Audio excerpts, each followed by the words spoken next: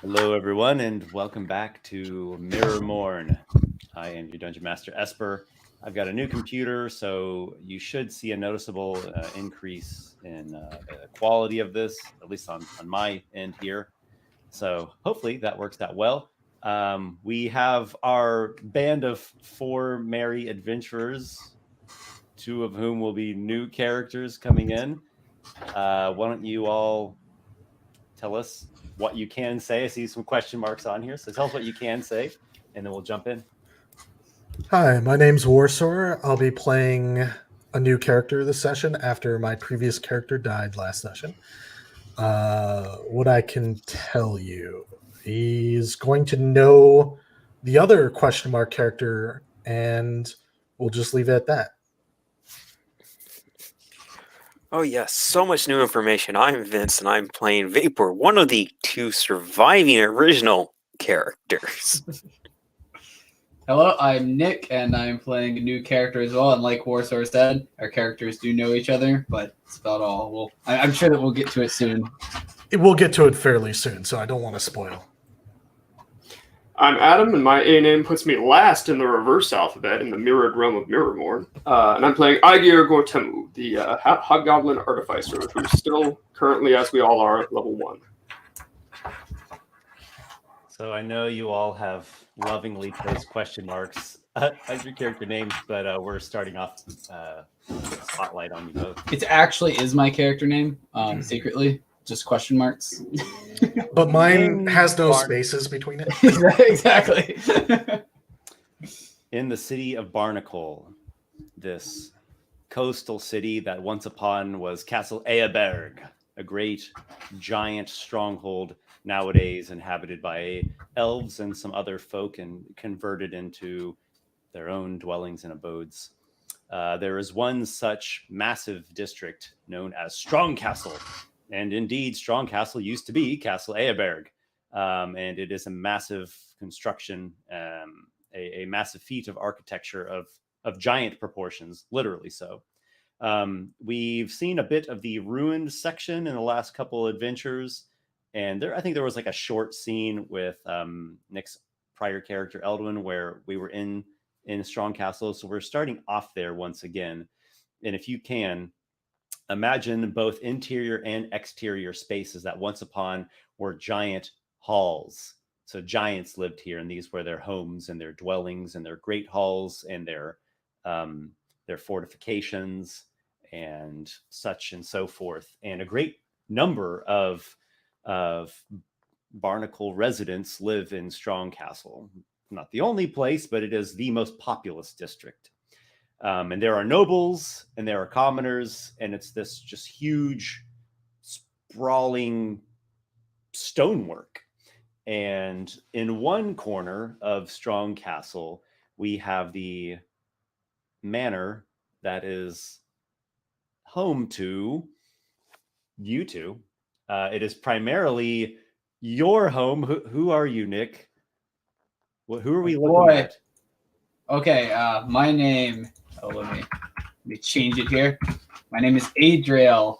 You see a sort of a man in sort of like a cloak and a hood. He probably has like a mask over his face. He seems to just be kind of like, I guess he's probably with Walykos, right? So I'm probably with Walykos. But yeah, you see just a human man sort of clad in black cloaks and a hood with a sort of a mask covering his face. He's got some weapons on him as well, like daggers and rapiers and short swords. Adriel. And did you have a last name, or was it just Adriel? Just Adriel. Adriel's a human, so he is. Yeah, that's true. Mm-hmm. Yeah, just Adriel. Okay. Should I introduce? Who else do we see here? Also with Adriel is Walykos, well, what you would see of him, I suppose, if he's outside the manor or about his business, sort of a hunchback figure is what you see in a large sort of bulky brown robes that cover him from head to toe. And there's a bird mask which protrudes out from his face, with as well as some like decorations, some fern and horn kind of decorations in the mask. And yeah, he's just this sort of hunchback figure who sort of trails behind Adriel, and you know they're two peas in a pod. They're a pair wherever they go. Mm-hmm. We never leave each Well, other's here in sight. your manor home, which is converted out of what used to be an old giant great hall, there is the main area with like the dining room and the bedrooms and storage and servants' quarters, and it's vaulting and spacious. It's not the most well kept up. There are servants, but they're a little on the lazy side, so it's not uncommon to come across a cobwebbed or dusty corner. And then there are some upper chambers, and Walykos, you tend to keep to an upper chamber. The tower. The tower, yeah. You go up these like big. Actually, the steps have been reformatted. I didn't even intentionally do this as a hunchback tower bells. I didn't even do that intentionally. It just happened. Okay. Now, also, when we look at you, well, you're not outside, you're inside now. So when we look at you, we're seeing some other features, right? You have some horns. So once the mask comes off and the hood has been drawn back, there are actual horns which curl out along his head, and this fur / almost like bark like skin that kind of like it's skin on the face, but it kind of like turns almost bark-like and kind of like a shell almost going down his neck and presumably the rest of his body, which is still covered most of the time. But I guess if he's not wearing the robes, you would see also his legs are bent backwards in a sort of like very goat-like. Goat-like, Yeah. You are a strange thing, and those times where people have caught glimpses of what you actually look like, they would probably call you names like a beast man or something of the sort. Yes. There was a boar man, things like that. Abomination. Yeah, I'm trying to remember the word that you. And this is an affliction. This is something that you were not born this way. But something happened, and you suffer from this. And it is currently nighttime, and Walykos and Adriel, you are wrapping up your personal affairs of the day. You're in the bird room at the moment.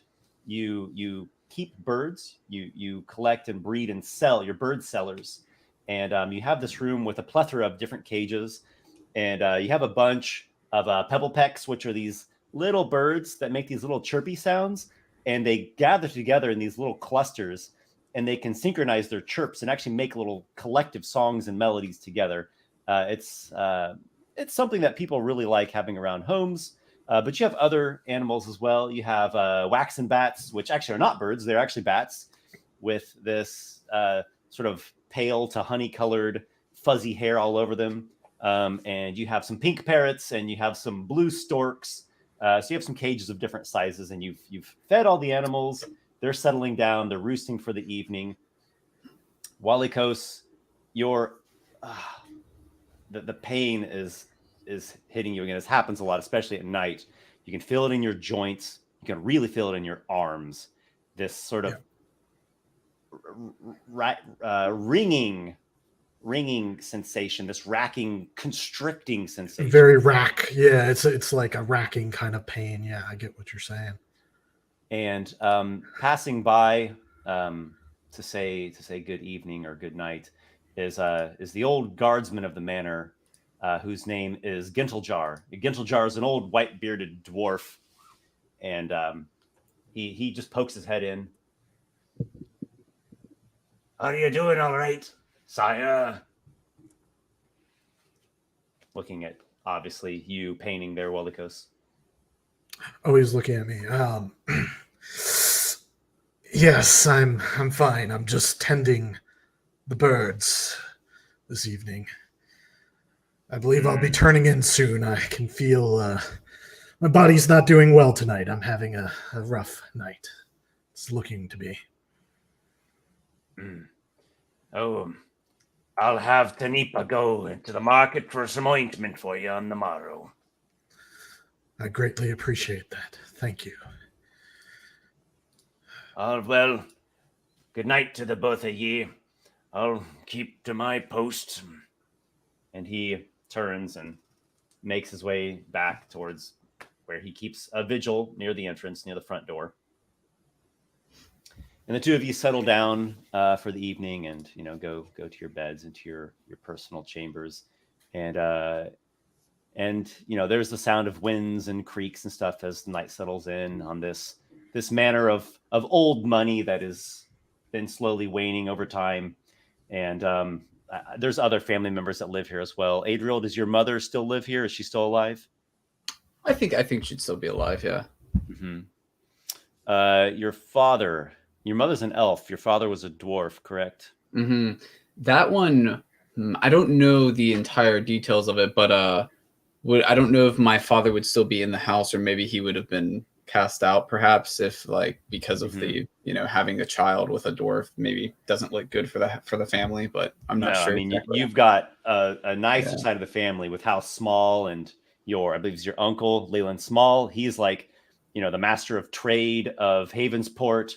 Mm-hmm. So there's definitely the wealthy side of the family, and you're connected to them, but you're sort of the, what would you call it, misfit black sheep corner of the family tree, branch of the low-hanging, gnarled branch of the family tree. In that case, my father would probably still be here then. Is he still there? Okay. Yeah.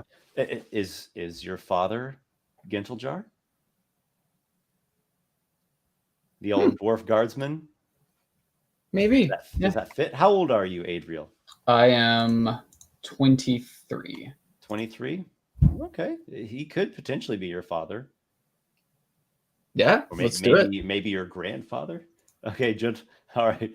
Either works. Either works. So he gives you a pinch on your cheek. Yeah, you're never too old for a pinch from Pappy. Father, it's not right now. I'm quite too tired. Don't forget to give your mother a kiss. No, of course.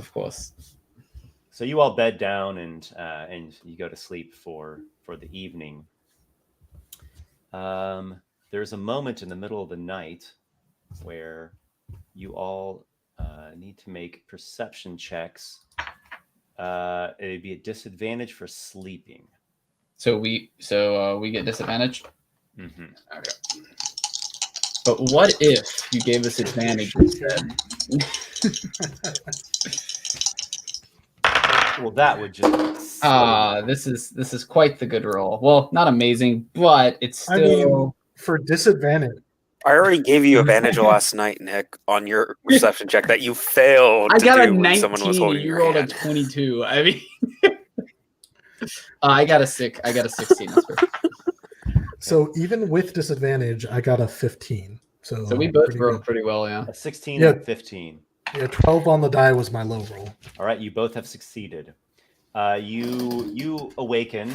Walykos up in your chamber, and Adriel in your chamber. Which do you keep upstairs or do you keep on the main floor? That's a good question. Most people sleep on the main floor. There's like a couple of main bedrooms and there's some servant quarters. I'd probably sleep on the upstairs then, near Walykos. Yeah. All right, so you have maybe a smaller adjoining chamber or something, and he's got something near the bird room. And actually, there is a sound that you hear. First, you think it's just the birds cooing and doing their little, they make little noises sometimes throughout the night. Of course, they're living creatures.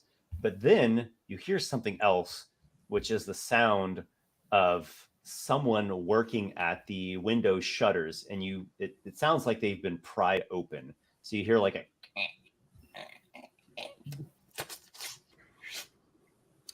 Not in my house. I'll it was admit kind of it. quiet, but it seems to have, given the birds a little, a rumble, a murmuring. The birds make their little sounds, chirps, Yeah, Adriel will like immediately like get up and sort of like grab like I guess the closest weapon, probably a dagger. All right. Walykos, You get up out of lay- bed, take a dagger. Walykos is going to pretend that he's still asleep, but he grips a dagger that he kept under his pillow. Okay, And, so do you sleep like just in a corner of the bird room? I kind of imagine that I sleep in the tall tower, like I'm just kind of like, Okay, so you throw a sleep, like, blanket up in the over me. roost.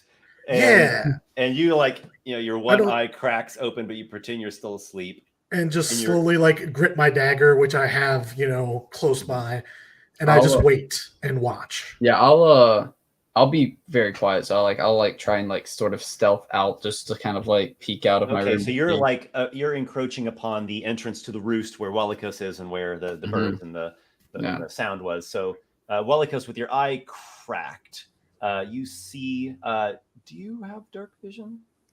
I will tell you the answer to that. I don't believe so.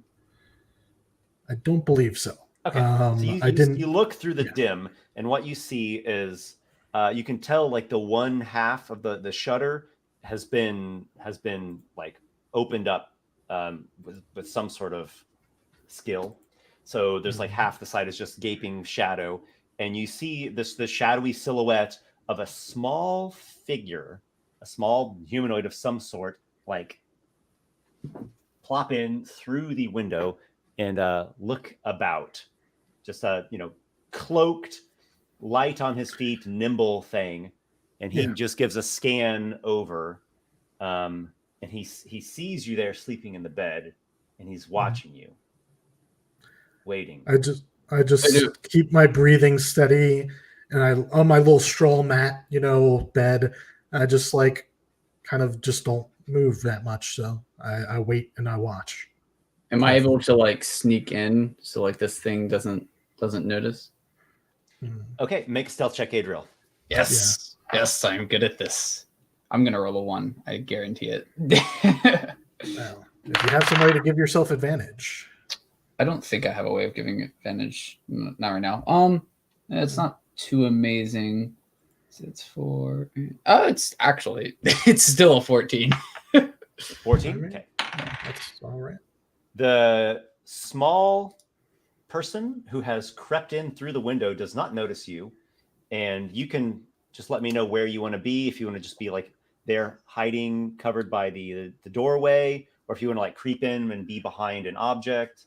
I'll creep in and like get behind an object. Kind of an object so that I'm behind the intruder. But, Okay. So I'm imagining there's like this bulky cabinet thing, and there's probably like sacks and other implements and feed for the birds, and you just kind of a clutter pile, really, this bulky stack. So you crouch behind that, and basically I'm ready to like attack if he tries to do anything. Yeah. So it's he's basically across the room, and it's a pretty big room. It's a giant created space here, so he's like a good at least 60 feet away from you. He doesn't seem to notice you, and after a long time, he seems content that Walykos is just a person sleeping, and he creeps back over to the shutter, and you see him like spool out, bringing down a rope, and he's like affixing a grapnel thing to the lip there of the stonework of the wall, and he just makes this little whistle down that sounds like a night bird. Okay, so he turned his back to the window to fix this, and then gave his signal. Yeah, that's important. Yeah, I might try and do something too, but I'll let Walykos go first. Walykos has been content to just kind of not give up the game. Do I notice Adriel? Is my question. Can I see Adriel? Should I roll perception for Adriel's stealth? Because I don't know he's in here otherwise. Do you think that he noticed you from where you've positioned yourself? Was that your or are you just sneaking in like no one might see I you? probably would have snuck in without anyone noticing, because I don't think I would have assumed. Do your perception with disadvantage. So just do perception with disadvantage because light you're dim. Yeah, because like from Adriel's perspective, like you're asleep and he doesn't want to like try and get your attention because that might make the guy notice him. All right, 11 is the low roll, so 14 total. That's the same as mine. So does he get it? Does meeting it I think the I attacker always do. I don't know if wins. this is canon, but Yeah. official, but I always do that. The like offensive party wins on a tie. So Okay, I know the defender wins sometimes, but like when you're trying to hit an AC, that makes sense that you equal it, Okay. you beat it. So I'm the offensive, right? Is Walykos the offensive? Oh yeah, I guess that's kind of weird. the stealth person is Offensive. Okay, Yeah. so you Okay. win right there. So I don't know that he's there. You're not quite sure where he's at. Yeah. Okay. You don't know that he's awakened. Did you have something that you Yeah, wanted to do immediately while the small person was calling down and getting this grapnel set up? I am really curious about this. So if I had some way to shut him up, I wish I could just, yeah, let's see. I'm going to wait. I choose to wait. Okay. I want to see what happens. Soon come two other individuals up the rope, and the small person seems incredibly nimble. He took the rope out, and this is a pretty high tower, so it seemed like he just scaled it by his own merit. The other two that come up are not small sized; they're medium. They're light bodied, lithe, probably elves, and they as well have a hooded thief type garb to them. They have like empty bags, empty packs, and they start creeping slowly through the room, trying to be quiet. They give a little feed to the birds to make sure the birds stay quiet. So there's 3 of them in here. Yeah, there's the small one, and then there's 2 others, but they might be elves. They're medium sized. Okay. When they're feeding the birds, are their backs turned to me? There will be a moment where they're not looking in your direction. How far away are they?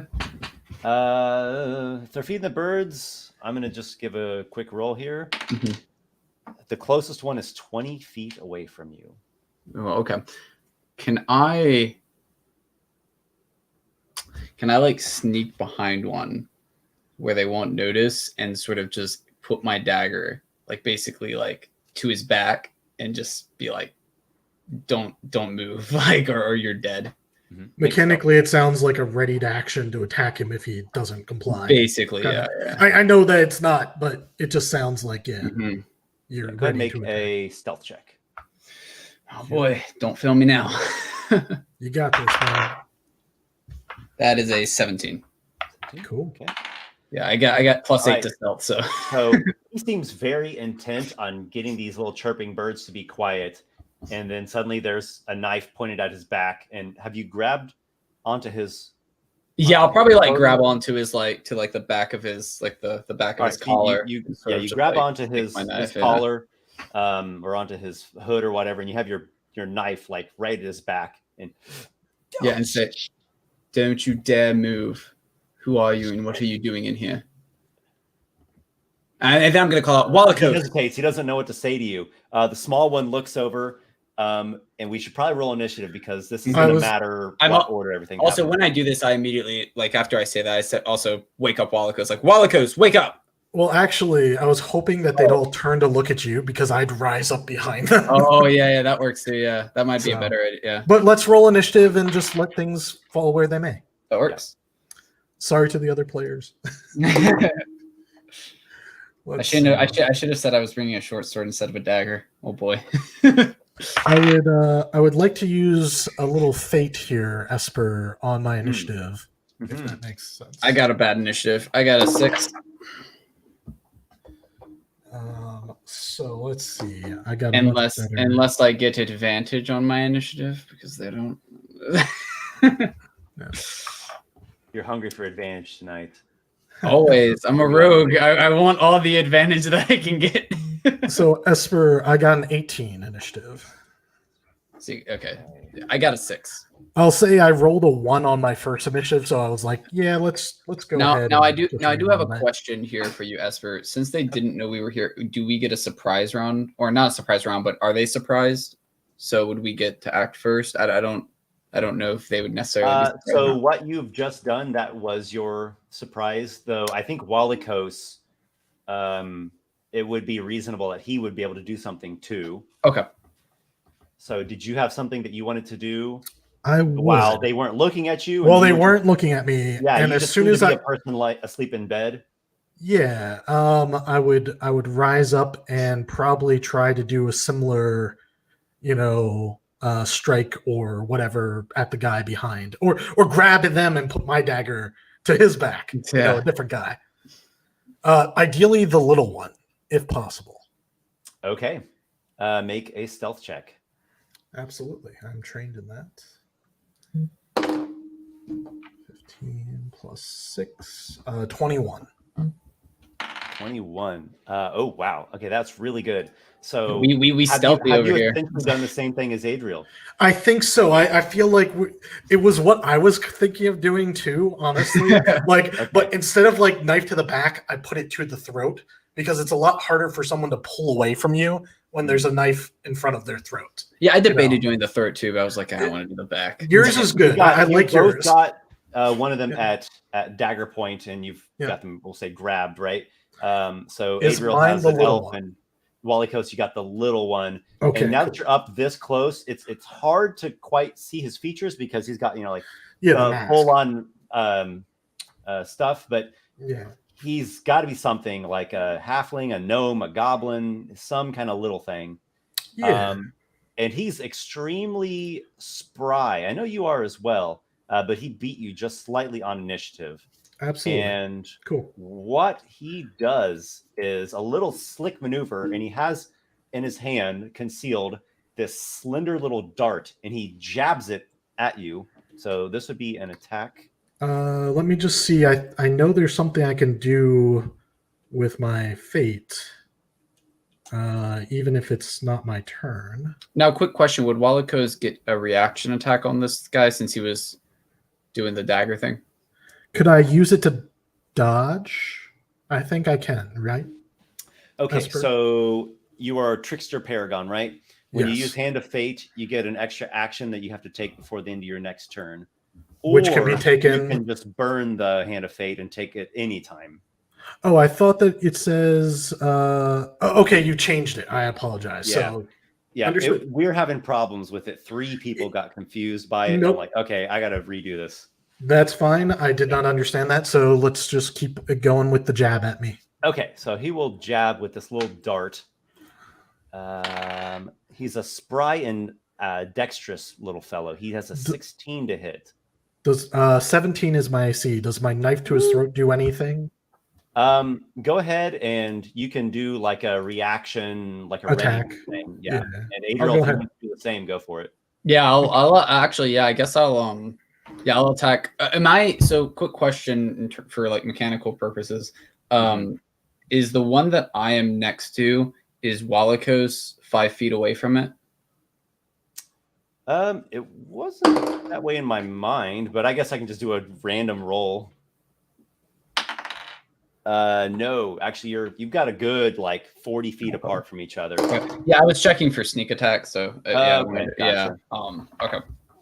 I'm assuming a 12 doesn't hit on my reaction. Does not. Okay. And you I said didn't I know. also get an attack as well on mine. Yeah, we'll say it's like a readied Okay. thing. That's fine. Since that's what you did, right? You're like, don't move or I'm stabbing you. Yep. That's what we tried. I got a 1 second. Sorry, it's been a while since I played a rogue. 17. You have struck. Now, are you actually just stabbing the guy? Oh yeah. Yeah. Okay, stab. Yeah. Stab away. Oh boy, a are you- D4. Are you a sneak attacker? Well, that's why I was asking. Yeah, I have. Okay. I have I'll sneak attack. let you sneak attack him just Well- because you Woo. already snuck up on him and you got your dagger right there in his back. I will not complain. If that's not a backstab, I don't know what is. Okay, that's a little bit better. As we're breaking the rules for rule of cool. Oh my god, that's max damage, dude. I got Oh, gosh. 14 damage with a dagger. 14. All right. That's so 6 you of 4. stab the guy, and it like goes twist. like, yeah, like right through his lung, and maybe you stab a second time into his heart, and he's just like, and just falls to the ground, asphyxiating, and like his heart stopping. Yeah, And, pull my There's, dagger like, out and look at the rest of them. a horrible gasp between the small one and the other one. And they were not expecting this, and that was pretty terrifying. So the small one He's still got kind of the rest of his stuff. He's going to attempt as a bonus action to wriggle out of your grasp. Is that very, very wriggly? This one is. Okay. Okay. Make a strength athletics check. Yeah, that's what I thought. My first roll of the game is max damage. I'll take it.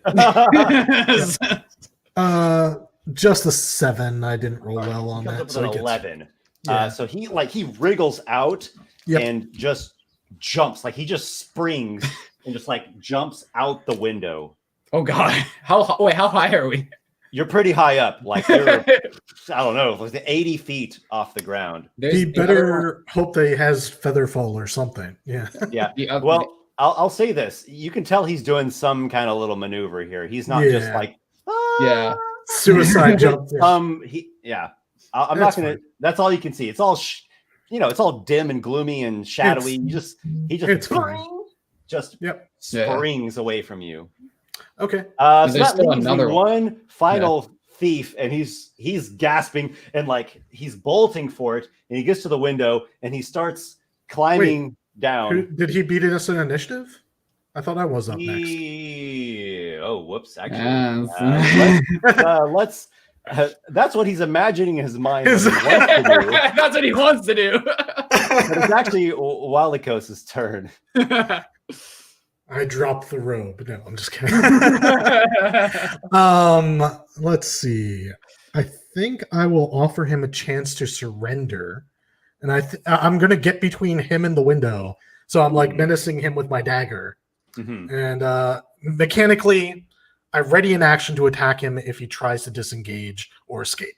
If he tries to this is a readied action, not just a disengaged opportunity attack.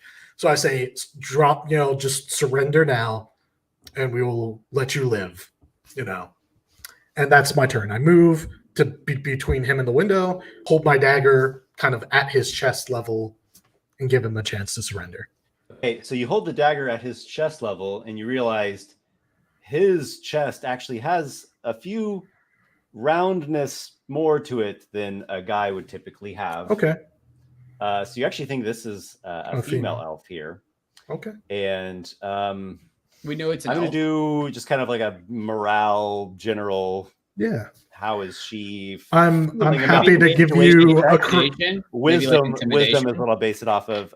Sure. Like an 11. Do you want my charisma? Anything? Intimidation? Like intimidation? Yeah, I do like an intimidate. Yeah. I'll roll an intimidate check for you.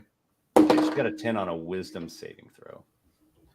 So I got +2, 15. We didn't come here to hurt anybody. Oh my God. She like looks over and sees the guy on the ground, like writhing in his death. Adriel, see if you can staunch his bleeding if he's still alive. When I see that she's sort of surrendered, I'll like sort of I guess I don't have any way to sheath my weapon, but I'll like get down on the guy and I'll drop my weapon and I'll look over just to see if I can staunch the bleed. But I mean, I kind of just like went all out on him. So, I mean, yeah, you kind of generally a sneak attack dagger going into your lung and your heart. Yeah, I'll kind of look up without magic. I kind of look up at the female elf and say, and in a very nonchalant voice, like it's like I don't really care about this guy dying here. I'm just gonna look up and say, "Do you have any bandages? Maybe we can save him." And she starts just like tearing off strands from her clothing, and I'll just put my hand up for her to give them to me. Basically, runs over there, and she's like freaking out, worrying over him. And screaming and where did you stab him? I stabbed him, I think, near one of his lungs, a bit on his heart as well. Since she seems to have surrendered, I'm going to go to the window and look over the edge. All right. So she's despondent. She's whatever. She's no longer just kind of like on the floor and these guys. And she has lost the will to fight. Yeah, these guys robbed the wrong. These guys robbed the wrong house. She keeps like sobbing that they weren't here to hurt anybody. They didn't, and I didn't want to hurt them. But Adriel decided to just shank a bitch. You go and you poke your head out the window and look down Walykos, and the little one is just like climbing down the side of the stone, quick, just almost as quick as a person can. He jumped run. out and grabbed onto the stone. That's impressive. Yeah, I'm gonna so it's like watching a squirrel. Yeah. You're Can just I like look a twirly little thing is climbing down. Walykos, do you see the other intruder? Yeah, he's gets climbing the within- wall. Down. He gets within like a 20-foot span of a different rooftop and just And it's like jumps off the wall and like hits this other rooftop and starts scrambling over it. Huh. It's like literally squirrel-like or gecko. I think he's getting away. He's pretty nimble. Do you have? Is there like a crossbow in the room? Actually, I do have a crossbow. I'm going to walk over. I'm gonna like grab the crossbow and say, watch the elf, and then I'm gonna look out the window and try and shoot him down. All right. I go over to the woman and I say, I'm really sorry about this. It was not our intention to kill your companion. Yeah, Walykos seems to be a bit more empathetic than Adriel. I have Adriel, you load up a empathy. crossbow bolt, lean out the window, make a perception check with disadvantage. Okay. All right. I'm pretty decent at perception, but a 9? Probably not. You're not seeing where the little one made off to. Yeah, so I'm just looking out, and I'll sort of like scoff under my breath, like, I'll come back and say, I think he got away. Yeah, I'd say he Gintle looked Jar, like he really Gintle Jar comes into the room, bearing a lamp. Oh, I heard the noise. Oh, hells of blood! And he, like drawing his hammer out. And no. There's no need for that. It's all right. It's all right. The situation's now, under control. Yes, we dealt with the situation, Father. It's fine. It was a robbery, I think. A burglar! A burglar up in the tower. How did he get? Oh, yes. he sees the grappling hook over there. Yes, there was one who got away. Serves you right, dastardly thief. Gives a little kick, and then he realizes that the person's completely dead. And Yeah. Oh, I don't want any excuses from you. And he pokes a finger at the despondent girl. She's no threat at the moment. Miss, what's your name? And I'd like just check her quickly for weapons to make sure she doesn't have like a poison dart or anything like that hidden. Yeah, that would not be good. Yeah. Balba. My name is Balba. Balba. Yeah. Balba. Okay. Yeah. Yes. Yeah. She does have a dagger. I take it. The dagger is it's in a little like a small belt holster thing along with some other tools. I just take the whole belt off just to make sure, Yeah, I'll walk over as well, and when I walk over, I'm just gonna like look down at her and be like, "You really shouldn't rob people, Things like this are bound to happen every now and then." I think that's beyond the point at this. I think the object lesson is more than enough here, Adriel. Why were you robbing us? Is the reason? I'm just curious if greatly to answer that question. So, for the sake of keeping things flowing along, I'm going to paraphrase some stuff here. Gintle Jar, he basically asked a lot of questions to get info from you about what exactly happened. I described everything. Yeah. Yeah, we describe it. Yeah, for sure. I also get back into my robes and my bird mask so as I don't, in case more people come barging in, who knows? The guard might show up. Who knows? Okay, so he collects that, and he's going to go alert some officials about this. I'm going to report now to the city vigil. And We'll so be here. he's going to with go the out woman. here in Strong Castle. There's like night watchmen, and they'll make some kind of report. We of pull this. the rope, of course, so that's not just hanging there. Pull up the rope. Are you questioning her? Are you holding her? Are you like Adriel the sadist? Are you torturing her? What are you doing with this? No, I'll be Poor sure. burglar. I'll be sure to. I'll make sure she's tied up so that she can't get away. We got some rope. Yeah, we got. Yeah. I guess we'll just use that rope. We'll pull the grapple and we'll tie her up. Yeah. And I guess I would question her. It just is to, a fine silken rope Ooh, that has okay. 70 feet of length and a sturdy grapnel affixed to it. We're gonna keep that when she gets. Do you when, want to once put the that on guards your come. sheet, or should I put that on mine? I'll put You it. I'll put put it it on on- mine. Yeah, I'll put it on. I was about mine. to say it's more of a Yeah. rogue thing that Yeah. could be useful to you. So what was it again? It was 75 foot of rope. 70 feet of rope. 70 70 foot. foot Silk. silken rope. It is silk rope. Silk rope. Yeah, as I'm tying her up, I'm gonna like actually mention like, oh, this is actually some nice rope you guys had. Where did you come from? Why are you barging into my home trying to rob us? Listen, if you answer our questions, I am a thief. I needed the money. I'm poor. My family is hungry. My grandmother is sick. You look like you had riches, and you would be okay if I took some of them. Adriel just is silent for a bit, and then says, "Don't get me wrong. I do feel bad for your poor unfortunate self, but you robbing us, I don't really care. It's my money, not yours." it was a mistake that you made. It was a terrible mistake. And unfortunately, there's What are they going to do to me? What are they're going to throw me in the dungeon? Probably. Well, perhaps if you can tell us about your companion, your partner, we might be able to come to an arrangement where they are more lenient with you. Who was the other one who got away? Make some kind of charisma check there, like how about persuasion? Or intimidation. Yeah, Persuasion, I'm being a good cop here. I think yeah, persuasion she's makes sense. very hesitant to Give up her friend. No, I totally get it. Yeah, Adriel's still holding his dagger, by the way. Like he's definitely playing the bad cop in this situation. If we want to do that, yeah. Unfortunately, I rolled low. I only got a 6. I don't know. I'm afraid what they might do to my family if I say anything. When she says that, I'm gonna lift her up. I guess I could probably lift her up like with 2 hands, like lift her up by like the rope. Calm down. Let's. It sounds to me like there's an organization. She said they, not him. Yeah, I'm like holding her as you're saying that.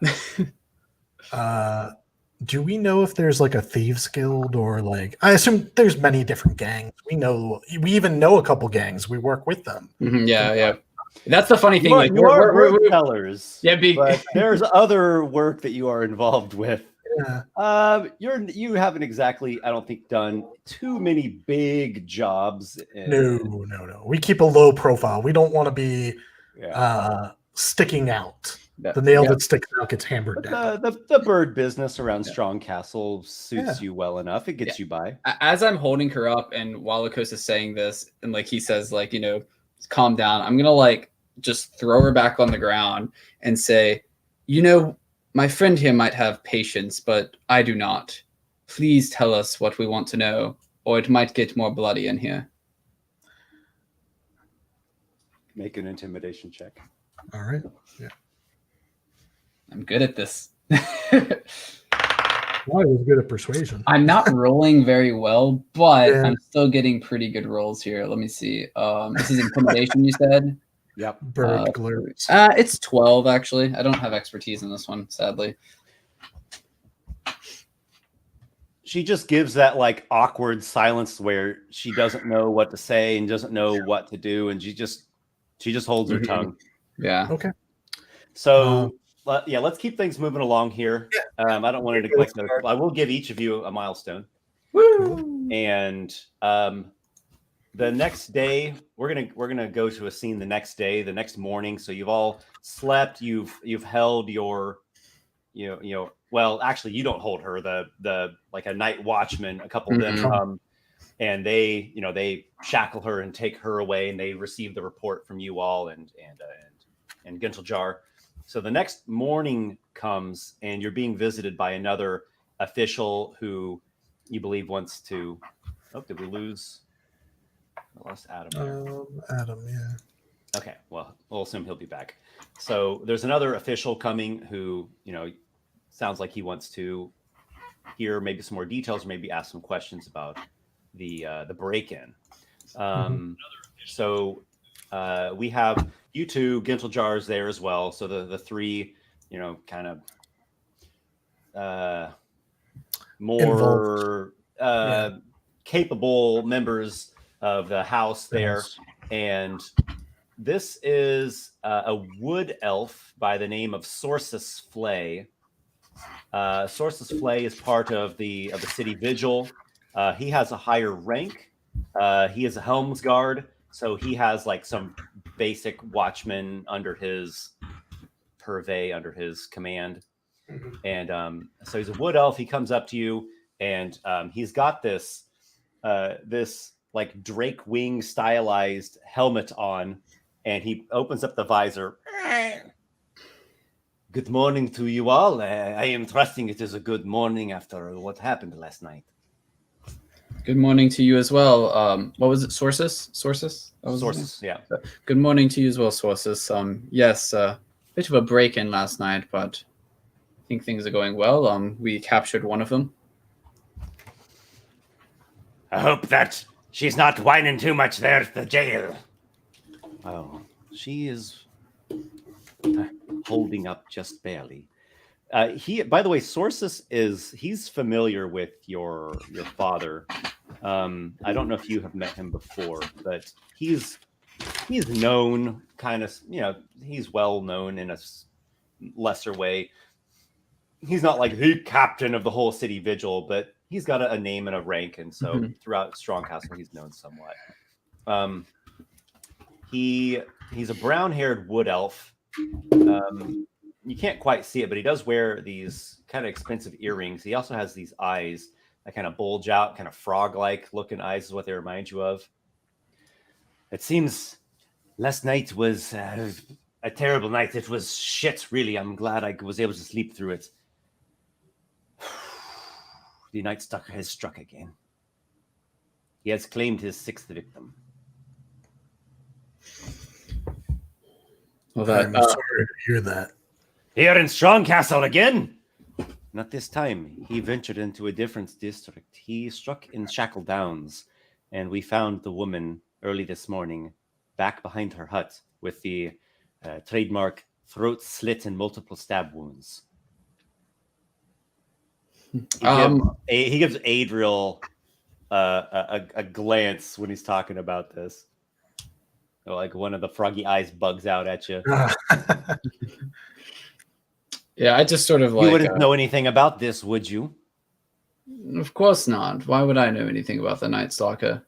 I have no dealings with... Tilts to the side a little bit. Yeah, I have no dealings with the criminals in our society. We are bird sellers. Why would we know anything about that? He leans in a little bit closer. Tonight, I have a suggestion for somewhere that you should visit. You should go to Spit Whistle. Business is going to be good there for your bird selling. I'll nod my head and say, I appreciate... Are you familiar with this establishment? It's not in your district. Probably not. If we haven't been there, I'm not sure. I might be. It depends on... Okay, if you want to make a history check, you can, or we can you don't know it and he'll tell you where it is. I'll make a history check just to see. Okay. No, I wouldn't know where it is. Or my mind would have forgotten it. I've had some corruption. I got a 7, so probably not. Okay, so Spit Whistle, what the hell is this place, and why should we go out there, right? So what is it? You will need to make your way to Klingstead. I know, not the most savory of places to go. And he gives you some basic instructions. Take this pathway and this main. It's kind of a vertical, semi-vertical district. And then you'll take the lift. You'll see a dwarven work team, and up the lift and to the left, steam hovel, large barnacle shell. You'll see the plumes coming out of the chimneys. And steam hovels. Okay, you know what steam hovels are. They're not so common in in a strong castle. Like there's a couple, but they're known as like a kind of a seedy place that the poor and sketchy folks go to. So, but what do you know? You've never hung around Klingstead all that much, but it's a smoking tavern sauna type place. It's a gathering place for people to make merry and to imbibe. Okay.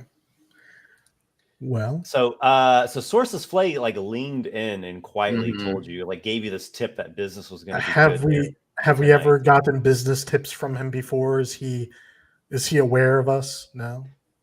No. Okay. Ginteljar gives him a slap on the shoulder. You're always looking out for us.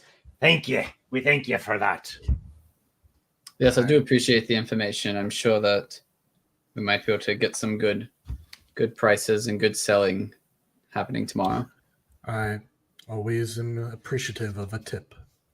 Let us. He asked for a few more details, just kind of double checking things about the break-in last night. There were 3 of them. They came up the rope. The one got away. You know, the standard. We don't. We tell them everything. We don't give like excruciating details. We just give him what he needs to know. Exactly. Yeah. He asked you a couple more questions about the small individual. You know, about how he was able to escape so easily. He jumped out the window. And then I looked out the window and he was clutching onto the side of the building. And then he leaped like 20 feet to the rooftop of another building.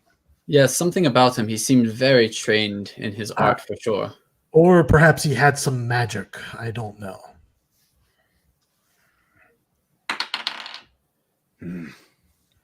I do not rightly know, but I appreciate your time here for these extra details. And if I'm able to glean anything else, perhaps by consulting with some of my constituents, I will most certainly let you know. Well, luckily they didn't get anything. It was a bungled burglary. They lost. Exactly. So I would say that all is well. And if they were so foolish to try again, it would go even worse for them the next time. Very well. Well, I'm going to say that for your part, you all have defended your home and your rightful property, so your name stands in the clear. Much appreciated. Sources, it's been good selling to you. Yes. And he saunters away. Mm-hmm. Shall we fast forward to the tavern scene? So the following this evening, Aygir and Vapor, the two of you stroll the walkways of Klingstead. Now, again, we'll have to remember that Barnacle it's a coastal city, right? It's a port, and it's this ancient, giant stronghold. And there's this one seaward wall that soars up really high above the cliffs and the crashing surf below. And clinging to this are giant barnacle shells. They're actually a life form, an animal of sorts, but they're just the shells. They're no longer actual living barnacles, and they have been converted into dwellings. And there are a number of there's like walkways, and there is stonework that has gone into the thickness of the wall to create inlets and inserts. So it's a poor district. It's a precarious place to live. Every once in a while, someone haphazardly or drunkenly plummets to their death. But you're not always just literally right there on the edge, right? It's got horizontal space too. But still, a poor and precarious place to live nonetheless. And Aygir and Vapor, the two of you are strolling the walkways of Klingstead, and you are headed towards the fume hovel known as Spit Whistle, where Lami Longstock said that to meet just after sundown in 2 days' time, and that he would be appearing as a stork. So you make your way along some of the walkways, and then there's this lift platform. You get on it with other people that are going about their ways too. And there's this dwarven work team that they work the pulley systems, and they get you on up there to the next higher level. And you take a bend and to the left, and there it is, Spit Whistle. It's one of the larger. It's kind of like a 3-part contiguous barnacle shell thing. It's got these like chimney things popping out of the top where these steamy fumes wisp out of it. You can hear sound on the inside, and walking through the door, you walk into a very humid environment. And in here, people do imbibe, but they actually imbibe more smokes. They're actually kind of a vaporous smoke. There are a number of different smoking pots and glass smoking devices. And this is, it's a fairly typical thing in Barnacle. It's not so common to actually imbibe alcohol. That's generally associated with like dwarven slaves and servants drinking their beer. And they have different smokes here, from the mildly relaxing cloud to the percolating zagape to the mildly psychedelic grove sheen. Not the good stuff that the fearbolgs make out in the Tangle, though. The place, you walk in and there's these fumes boilers everywhere, and it's lit by these glowing algae lamps, and you just smell a number of different aromatic vapors. There are minstrels playing, and I was going to cue up a little music here.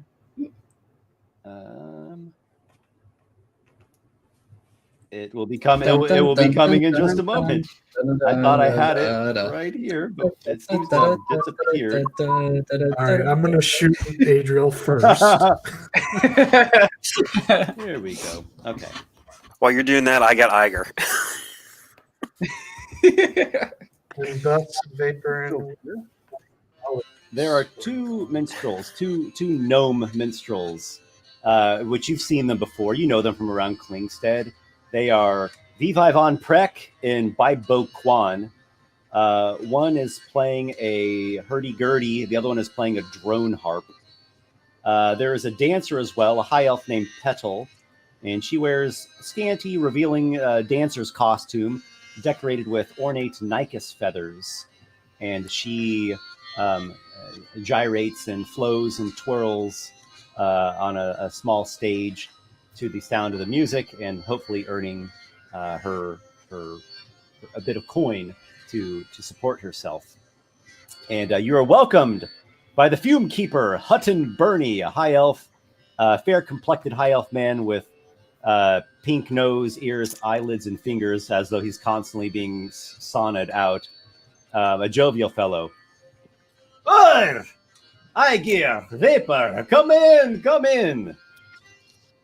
Well, you know, doesn't it remind you of home? See, I told you. Well, except the fact that those over there are not throat singing, but playing, you know, those things instead. I still say the throat singing's better. Oh, I agree with you. It sounds like home. You know, I have a technique that makes my wife throat sing. Oh, well, I see you have Zagape again today. So that I do a fresh stock of it.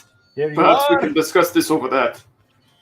Yes. Let me get you boiling. Come this way. And he's getting you set up here with your Zagape to give you a little stimulation while you're waiting on Lami Longstock. Did you hear about the newest victim of the Night Stalker? I had heard tales of it, but I do not know if I know. How do they know it is truly the Night Stalker? It is a good question. I've actually been doing my own investigating about this whole Night Stalker situation. My wife said to me, I've told you for years that you're spending too much time with this inquisitive work. I want to split up. I replied, good idea. We can cover more ground that way. And I wonder why you're still married to this day. Marriage is for life, of course. Why would they not be? Yes, strange folk from the western region. I do not understand your customs. You flit from one to the other like a spring zephyr. He gets you lit up there on your boiler, and gets you smoking. He looks over at the minstrels, The music in here never suits my taste.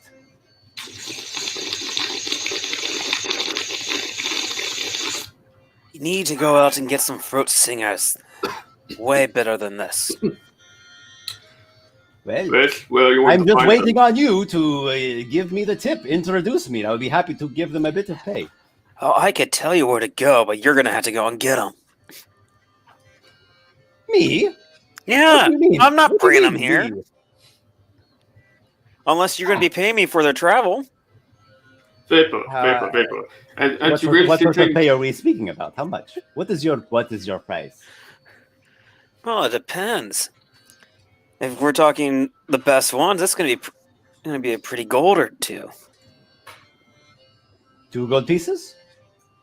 I don't know. It depends on how hard it is to get them to come. Are they renowned from the Western region? I can think of a few that are renowned. I want to make you money, and I want to make myself money at the same time. If they will bring in business attracting new patrons to listen to the exotic sounds, I think this would be a mutually beneficial arrangement. You have my word. The 2 gold pieces shall be yours. perhaps, Vapor, we should settle this matter until next time we are out by Dodekachilia or Tonor Centaur. You know, maybe it's a bit out of our way at the moment when we are waiting for this Clomithon stock. That is true. Next time I can get some more gold. Petal the dancer throws a glare at the fume keeper Hutton for his chide remarks about the musicians that she is ever so gracefully dancing to. He looks at her. What? It is truth. There's a saying that my mother used to tell me. Steal a man's purse. He'll be poor for a day. Teach a man how to play an instrument. He'll be poor for the rest of his life. And he walks back, and some more people are filtering in now as the sun has gone down. You see 2 individuals enter, and it's not just them. They actually have cages as well. So they carry, I don't know, maybe they have some some stand or stick pole things with cages hanging from them.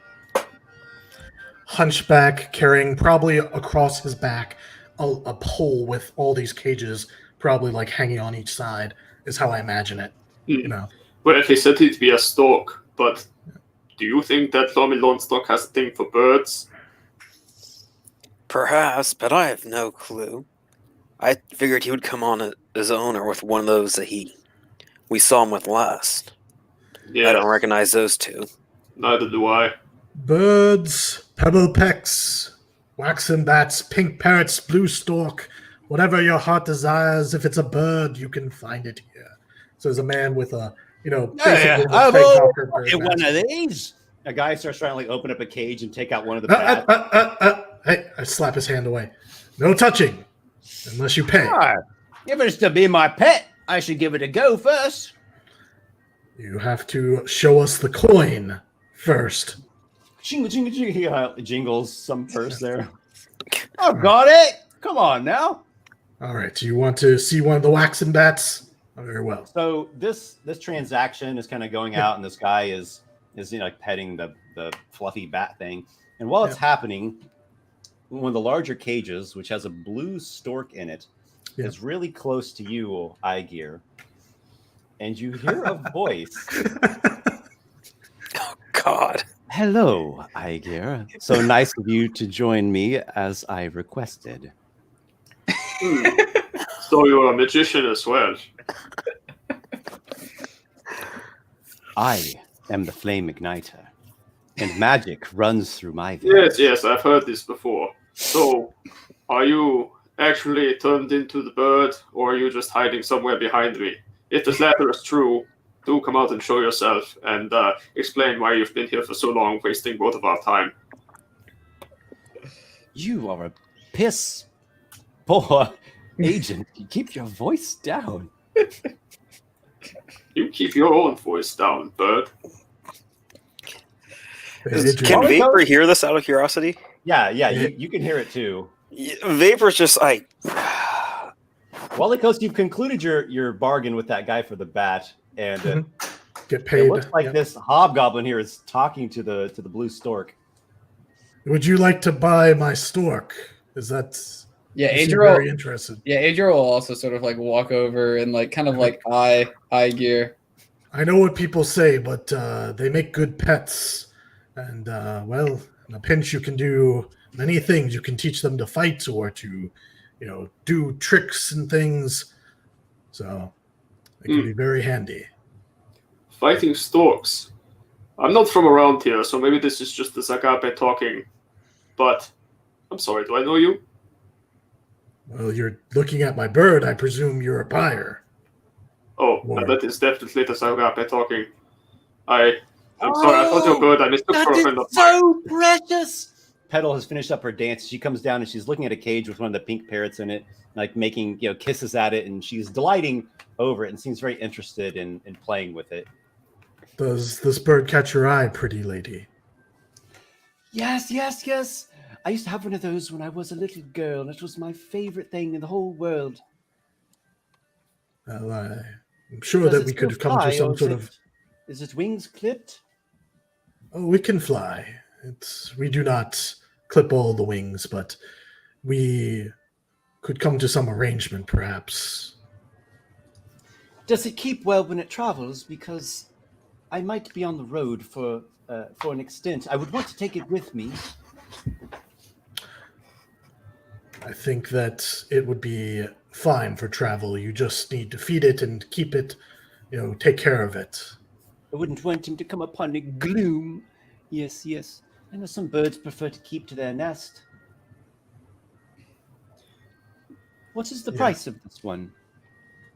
Oh, I think, Adriel, we could do a special price for this beautiful dancer, could we not? I believe that we can work something out for sure. Oh, how much are the bird prices usually, Esper? You start working out the price, which is it's not the cheapest thing in the world, but it's affordable for someone who really wants it. While she's talking with you and negotiating, she notices Walykos's horns. Yeah, they come out from the side. Yeah. Is that part of your costume? Or are those really coming out of your head? Those are part of my performance that draws an audience, just as you wear your accoutrements that help you draw your audience. She's wearing Nycus feathers all over her, and she's like, is that some sort of a horned Nycus? Look. Well, as she starts sort of like imposing these questions on Walykos, Adriel will sort of like step in front to sort of like hide him a little bit, just so that she doesn't keep looking more and more, and sort of say, perhaps we can just work on our arrangement for your new bird rather than talking about my friend's costume here. Yes. Well, perhaps I have a spot to do after here, but if I could, I'd like to pick it up from you next week. Would you be able to come back and meet with me then? I'm certain we could arrange to meet with you. Might I just hold it for just a moment here? Oh, look at you! And she delights. If you're going to let her, she's very, very gleeful. I'll sort of take the bird out and let her hold it for a bit. All right, so she is filled with felicity at being able to stroke the bird, and let's see how well she can get the bird to take to her. Bird just uncomfortably sits there and Can I play a little something on my pipes to try and make the bird a little more? Maybe I've trained it, with a certain tune to make it kind of like do a little something. Okay, make a performance, animal handling. I'd say either animal handling or performance. Either one should be fine. All right, I will go ahead and attempt to perform. 13 total. Okay, so maybe the parrot's hungry or something, but she still is very happy to have handled it. And again, the blue stork speaks to you, Aygir and Vapor. This time, it is nice to have met you here, but we need to be able to speak, the four of you, in not quite such a obvious manner. So this time Somewhere Aygir replies a somewhere lot. less conspicuous. It is dark outside. Shall we take a stroll? This time Aygir replies a lot more quietly. With, yes, don't you know this spy shit arouses more suspicion than it protects from? But yes, I agree. I thought it strange when you asked to meet here in the first You place. have much to learn. You're still a bit wet behind the ears and rough around the edges, but I won't hold that against you. So that's one of the things of himself, as if he is some sort of magical fire starter. You seem to Many have. a fire. I am starting a fire even now as we speak. The fire of opportunity and promise. And I have something, a task, as it were, that would be perfectly suited to your upstart company here. Well then, let me finish my sakabe, and I shall meet you and the so-called birdmen, whatever they are, outside in a few moments. We'll be just outside. So Leave now. We cannot follow you out. Yeah, you all wrap this up, and then you've introduced yourselves to one another. It would seem. If you have something that's important that you want to say, I was going to say I didn't really get the impression that we were there to meet Aygir. Paraphrase that, then. Go ahead and. No, I'm just curious. Are we we here to meet Aygir? Like that wasn't clear when that was. Okay. So Lami Longstock has actually proposed to all of you to remove from this public house and go outside to take a stroll along the common walkways of Klingstead. Gotcha. And those two know Lami? They seem to think that Lami was with you two. Okay. Okay, I see. That's what I wanted to clarify, because I don't think you actually said that. But Lami's is disguised as a bird, and they're carrying the bird around. I don't know. It is confusing. Should they not be kind of concerned that the confusing. bird is talking? Yeah, Okay. it's intentionally confusing. Yeah, like it. Yeah. All right. So, yes, let us, shall we say, go discuss business. If you seem very interested in our bird here, but this is a prized possession. We should speak more privately if you are interested in such a purchase. Yes. I will come to your location later. On the way out, We shall speak more. on the way out, Hut and Bernie, I'll see you next time. Don't buy that bird. It just shits all over the place. I think Aygir and Vapor are finishing their smokes before they leave. Yeah. So they're not directly following the other two out. Yeah. Okay. Okay, we'll head outside after we make like a little circuit. Yeah. Sure. Shortly after, you all are strolling the evening time walkways of Klingstead, and there's other people milling about. It's a pretty well-populated district. It's pretty dense too, as the nature of the construction. And again, it's definitely a poor zone. These are the salt of the earth, you might say. And there are, there's vagabonds and street dwellers and ragmen and cripples and the diseased. And there's also just families that are just struggling to get by, doing the best that they can do to live their life. There's some other people that are kind of like opportunistic con artist sorts, trying to make some fast coin on the street. There's kind of everyone here. And as you are, stepping ahead, and the four of you have more or less come together, a figure who's milling through the crowd turns around. He's wearing a hood, but you recognize his facial features in there, Aygir and Vapor, as Lami Longstock. And he might have one of his company there, along with the quiet elven type who's fond of heavy crossbows. He's being very discreet in his proximity. Also, I don't. Okay, so we see. Well, at last we have all come together out here. I have some good news to give you, Aygir and Vapor. Aygir arrives from a little bit further away, having intentionally kind of stood apart from them, and makes the sound of a cloud falcon just to see how well they know their western birds.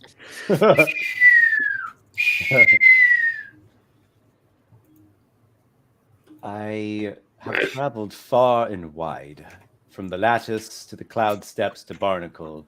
I've heard many a bird call, and I've heard people that try to make their own voice seem to be a bird call. But we should be celebrating.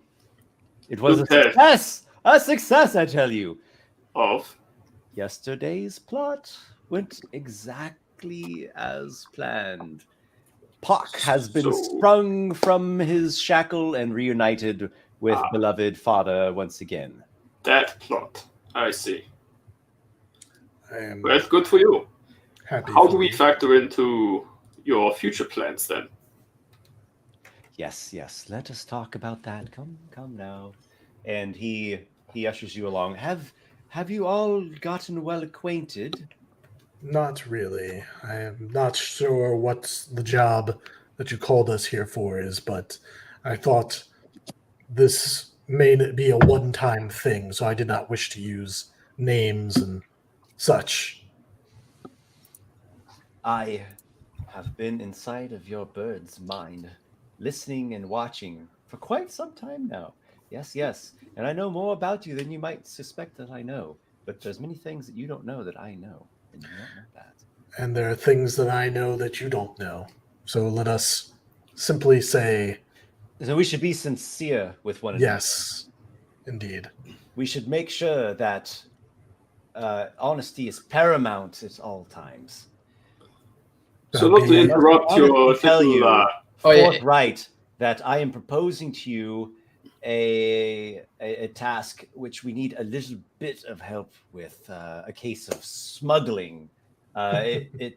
It's against the law to smuggle, and the goods that are being brought in are highly regulated substances, which would get us in a great deal of trouble if we were to be found out. Yes. But So- I'm just telling you that. That is with good my that you didn't. hands open, no concealed daggers, and no Nope. shifty glances. Look into my That's- eye. Would I lie to you? That's preferred, Lami. Now that you've told us what it is that you need, we can help you by telling you what we can do for you. But please, go well, on. now hold on there, Mr. Birdman, who apparently didn't know Lami Longstock, despite the implication I got from you. And he looks at Lami.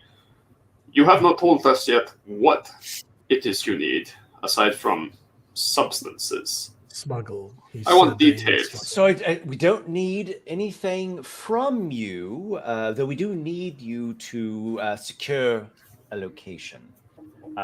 There's going to be an arrival coming quite soon, and it would be best if we not put all the eggs in one basket. So we've been doing some research here with locals and a bit of scouting, and well, there's a cave, a coastal cave south of Barnacle. You'll have to travel some small distance, a jaunt out of the city, and we simply need you to secure this cave. Make sure there's no thumpers and bangers and whackers milling about as they are known to dwell in such dens. Secure the location and make sure it is free of any problems and stumbling blocks. There's a cavern chamber, which it actually has a sandy floor, and well, the sea comes right up into it. And at low tide, it's quite feasible for someone to row a boat in there. So a parcel of our shipment is going to be directed there. And I would like you to be a warm, welcoming party for the boat crew, and the boatman will give you the instructions on how to report back to me once that has been secured there. So Rather you need quite us to- straightforward. You need us to play your stevedores, your longshoremen, your porters. That is it. More or less. We Hmm. You Well, have I- experience with crawling through caves and dangerous locations, potentially full of bumble mashers and willy wonks. So I figure this would be right up your alley. Well, And now you do not know how well we did, or I did and my former That's associates completely against those fine by creatures. me. If you all just go off and die, I'm not going to care because I don't know you. And now this, so Aygir is kind of looking at him like he might want to be thinking about, if Lami's words are fully transparent, or if perhaps he can gain some insight into what he might actually be saying, and if there's a hidden meaning or something that's not entirely said there. While they're also talking about this Go stuff, for it. Adriel will sort of just say, Oh, go ahead. okay. Right. Adrian was just going to mention sort of, so what's the pay for this job, Lami? That's really the most important question for you all, and I don't want to overlook that.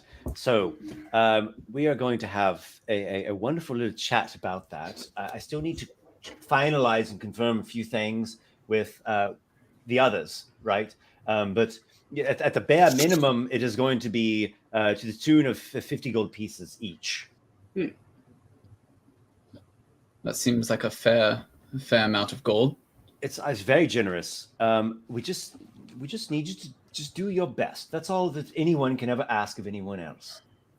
And just to be clear, there's two We want parts to be to this. very clear. We don't want to leave any stones unturned or anything hiding in the shadows. Let me finish. Air the moths out of the garments. Yes. We are to pick up whatever is being smuggled, and then they will give us instructions Don't on worry where about we. that. Don't worry. No, just make sure that the cave has no. I said, let me finish, please. We are going to take it somewhere. We are going to take it somewhere that we're not being told yet, and deliver it. Is that correct? I'm not under the impression that that's part of the the terms of this job. I believe you're only there to dispatch exterminators and a welcoming party, and beyond that, you should be free to go and return back to me and let me know that all went off without hitch. Also, so that insight check was a 10, by the way. So I assume I probably. He seems to be making it a point to be as upfront and transparent as possible with you. All right. Well, so long as... Well, I have a couple of questions. How many people are coming to shore? And how big is this package supposed to be that's coming in? Well, it can't be a large vessel to arrive in the sea cave. I don't know. They didn't tell me exactly. How many people can you get on a boat like that, plus the crate or whatever it's going to be? 6? Yeah. Okay. All right. I wouldn't expect a large boat crew. No, I figured as much, but if we know how many people are coming and how big this package is, we'll know. Is there anything that we should worry about? Any concerns? Life is full of worries and concerns. I am constantly riddled with anxieties because of it. That's why I don't sleep so well at night. And on the subject of worries and concerns, who are these smugglers? There might just be someone creeping up upon you from a stony ledge that you didn't know was to your back. And I've heard that one before. Trying to trick you into believing that she is a buxom wench that is going to take you to the paradise of carnal pleasures, when in reality she's a hairy, burly bugbear or something in disguise. It's oddly specific. You have very vivid nightmares, that seems, though. Yes. The world is a strange place, but being specific always helps, right? I mean, it's better to be clear and detail oriented. So speaking of specifics, so once again, I asked. So the coastal cave, right? So you're going to leave Barnacle. You're going to just follow the coast. Just follow the coast southwards, and eventually you'll come upon the cave. It's a large cave. There's the two cave mouths. What do you call that? Not a spelunker. And you could just take the land entrance, right? The sea entrance. I don't know. You might have to swim through churning foamy pots and dash upon the rocks. It seems dangerous, but I don't know. So get into the cave and just explore the cave and exterminate the vermin. Maybe there'll be nothing there at all. It might just be I think we leave the waterboarding rest to the smugglers, thank you. Yes, maybe you just decide to hand us 50 gold just for showing up. I give you my word, as sure as my grandmother's middle name was Mildred. If you go to this cave and there is not a single creepy crawling bumblewhacker in there, and it is merely dry stone and sand mites, I will still pay you just the same as if you had bested a sapphire dragon. Very well. At least the sapphire dragon's hoard would be more than we're getting paid. But there's always that promise, that hope. Yes. Let us simply say we will do this job, and you give us every detail that we need, and let's do it. No, it's not a far jaunt. I believe you should reach there, in 2 days at the very most. It might even be sooner. Do you walk quickly? I mean, a lot of it depends upon how the velocity of your steps. Well, how long do we have before the boat's supposed to be there? Yes, the boat is going to arrive in 4 days from now. So there is something of an amount of expediency that is required. Perhaps we should get to move on then. My comrade and I, we seem to be up for the job, and I'm going to look at Aygir and Vapor. Are you two up for the job? It's a lovely cage of birds you have right there. I'm interested in purchasing it, by the way. Oh, we could definitely... He motioned to like a small cage full of pebble pecks. Yep. That'd be, I don't know, 10 gold. 500 gold. 100 gold. It seems a little cheap. Yeah, no. Yes, I think that. Right. I believe I have that on me now. Just now. That's right. No. Bird-based transactions aside, what I would really like to know is what gave you the idea? Do not interrupt a man while he's dealing with his affairs. Here you are. Is that for the cage and all? Yes. Yes. Very well. He pardon me for just one moment, and he walks over to the ledge of the platform, like a little ways away. And there's some like people milling about, and there's some children. And jeez! Look, children! Look at the little birdies! And he opens the cage and just lets all the birds fly out. I mean, be free! Do not be bound and tethered by the shackles of this world. Good thing we trained them to come home, Adriel. I'm just gonna sort of nod my head. Very well, and he just like drops the cage off the edge of the platform, and it clatters down below somewhere. Hey, what the hell's the idea? And then he hawks a lug too. Keep hollering at me. You'd improve my aim. I kind of have to respect a little bit. He's got some moxie. So Aygir turns first to Vapor. What a weird bastard. I'm not sure about this guy, if we really should be involved with him. And then he turns to Walykos. So, you seem to think the four of us should be a group? I did not say that. He said that. I know. I said he seems to think. It seems like if we were to do this job together, that we should at least exchange some names to go by. I agree. I think I should know that you are not going to put a knife in my back at the first opportunity. No, I would not put a knife in your back at the first opportunity. That's exactly what you would say if you were going to put a knife in my back at the first opportunity. And I guess I should clarify. Like Adriel, like has his mask on and everything. I think Walykos also has a mask on. Yes. So, yeah. You also have a bird mask. Yep. It's part of our it's part of the charm that gets people to come up to us when you look like you've got a mask and everything. So I guess names are what you give instead of faces. Well, you can call me. You may call me Pipes. And I motioned my partner, and he is. Oh boy! I didn't come up with an alias. I should have come up with an alias. Oh no! You should have come up with an alias, man. You can call me Aiden. Aiden, yes. Well, if that is the case, then my friend here is Cloud, and you can call me Step if we're doing that whole business. Well, I think for now it's probably best to not reveal our true identities. Well, we know what you two look like, but you seem to not be a bit new at this. let's. No. Lami I think returns, earlier what you- have I you think I know what learned you look like nothing? as well. I have just imparted upon you wisdom of the ages of being forthright and upfront and transparent.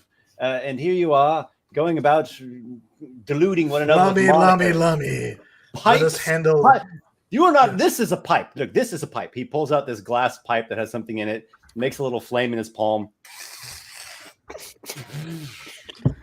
You can't get him started on this. I As soon as you I bring up pull out, anything involving I've been bio started or on this fighting- since I was 6 years old. Oh pull out God! a pull out a You pair. just see Vapor, like just exasperating, let out this sigh. He's just growing more and more frustrated as this goes Just- on. Oh yeah, well, let's keep in mind what Yeah. Vapor has become. Yeah. I can imagine. Maybe Just when don't he shove like, him off the cliff. he lights the pipe with his flame in his palm, like you can feel that heat. Like, whoa, do I usually feel heat that from that far away? Yeah, Vapor takes a step back from the heat, from how intense it is. Just to be clear, this substance that he's smoking and then that Vapor and Aygir smoked that's called Zagape. The effect of it is about the equivalent to espresso. Okay. So it's like It's caffeine. not a hard. It's not like it's not a drug, a narcotic. It's like Yeah. caffeine, basically. Yeah. Yeah. Okay, so mild stimulant. Which actually puts me to sleep in real life. I No, it does. Yeah. have a good friend who's that way too. It's very peculiar. Have we Well- left anything and are there any scuttlebugs that we haven't stomped yet? I'm Thousands, satisfied. but I Step imagine they are had- to you remain kept that passing for a while. over. Step had a Well- question that you kept passing over. So, Step, why don't you ask that question about who these people are again that are coming? Yes. Who are these smugglers? How are we to recognize them aside from the fact they'll be in a boat? That's not much to go on. Yes. Gosh, I don't know all of them. Let's see. There's Jacob. Jacob will be there.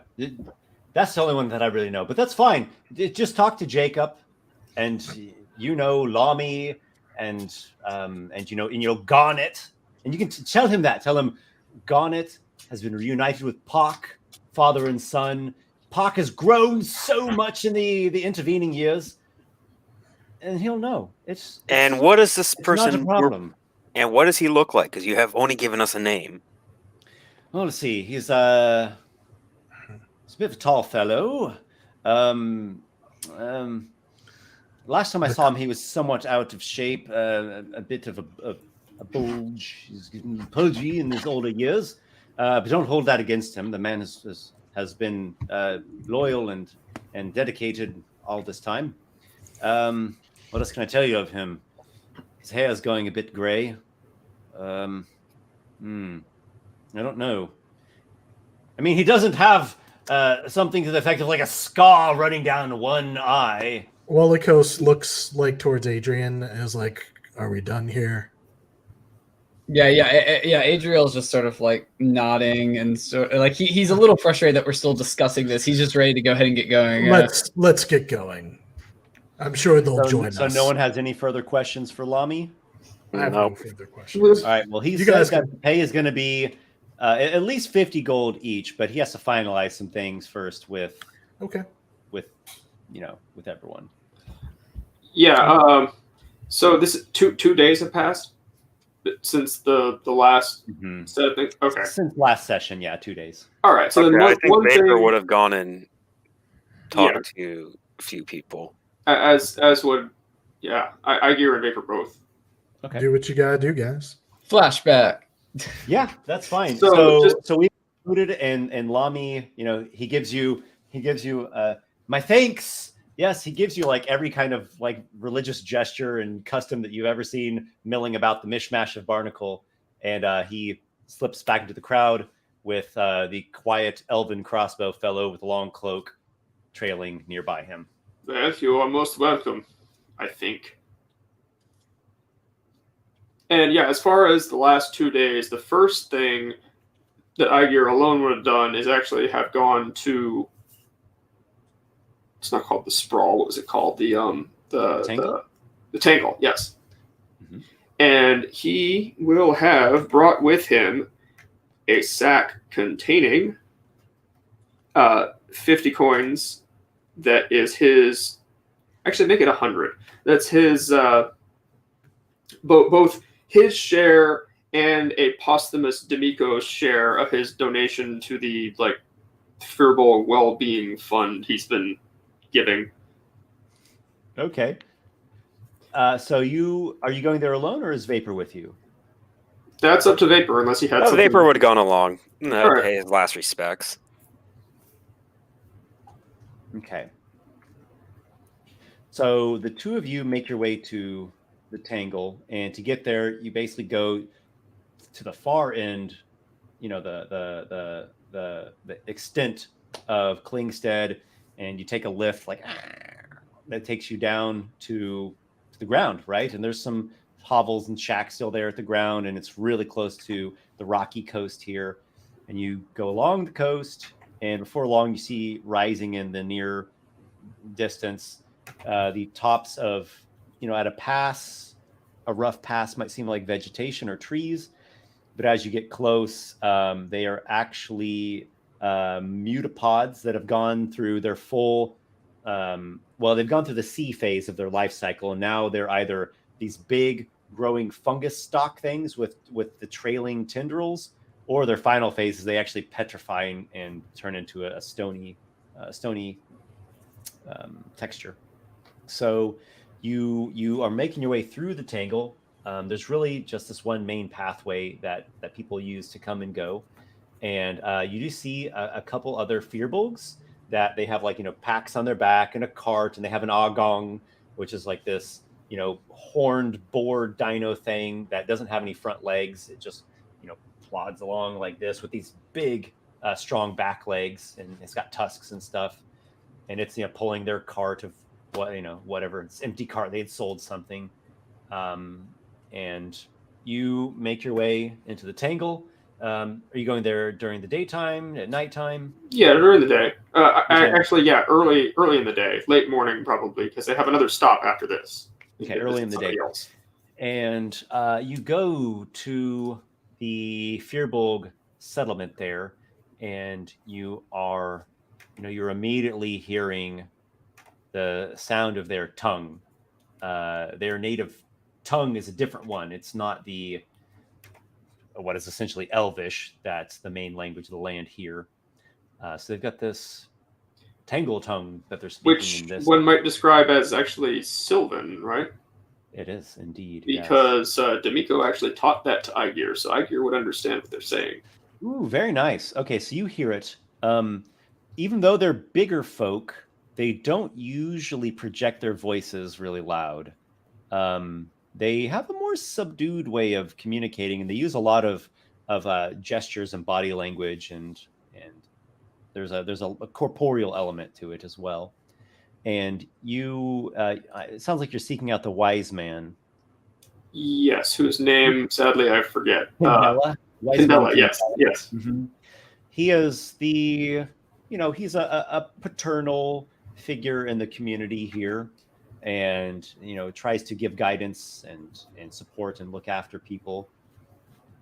And he greets you in his tongue. He's an older, kind of a wizened, slower moving, older Fearbolg.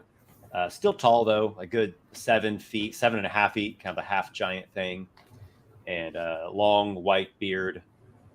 And he's got this, woven mutapod clothing on.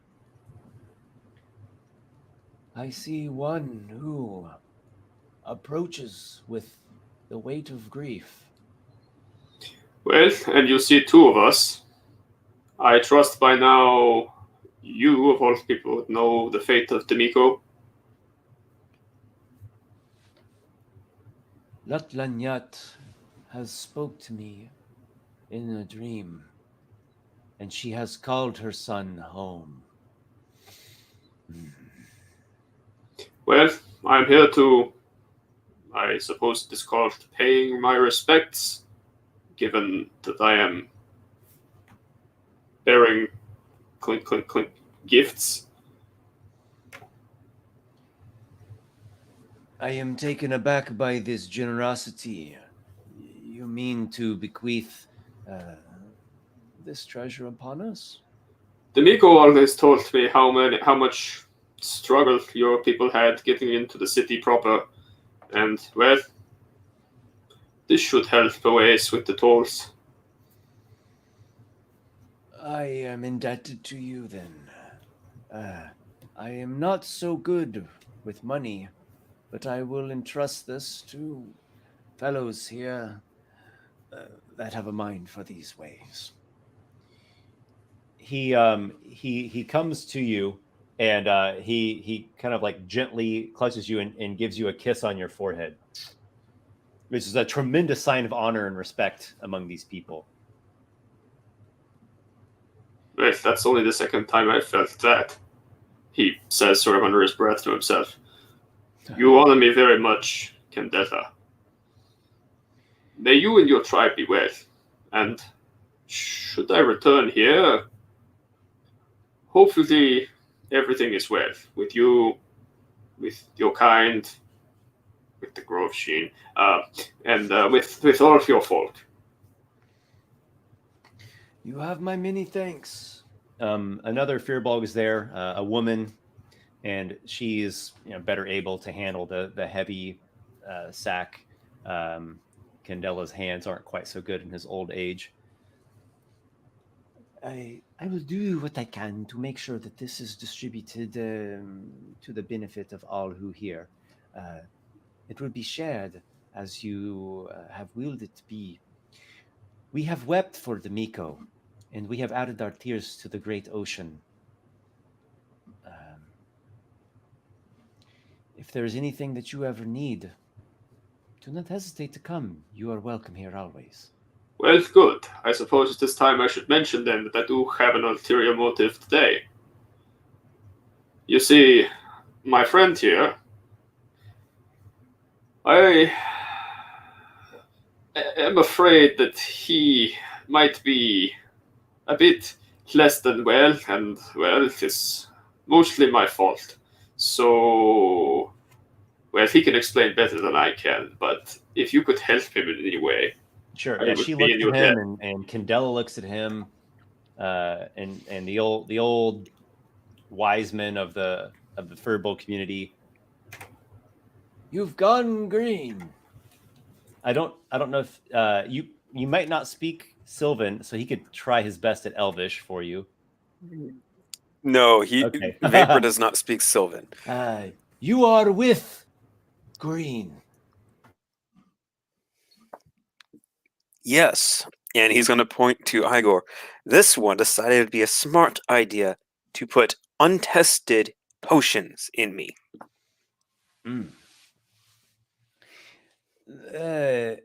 Have much kind of smart of mind, of heart, of gut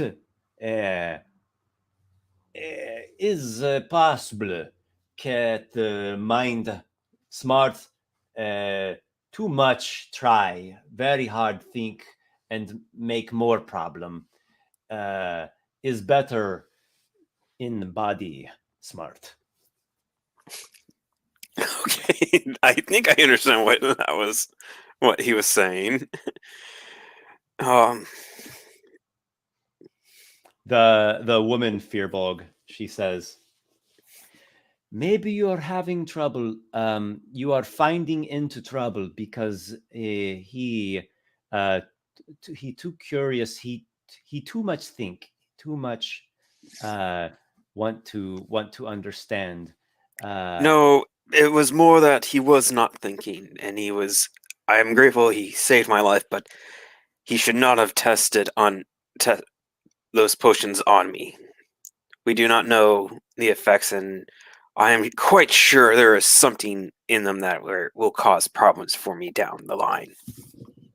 Candela asks you, oh, tell me what a problem is. What have you? Let's see. Well, so Vapor will explain kind of like how he feels he can be lightheaded at times. He doesn't realize the quick to anger is a new thing because he's always been quick to anger. Mhm. But he also talks about how he no longer has an appetite for anything. He can still eat and stuff, but he doesn't feel like he's getting anything from it. Hmm. And his injuries heal quickly now. But he hasn't felt any of the acid, fire, or poison. He hasn't felt those effects yet, so he's not sure on those. Mhm. Yeah. When is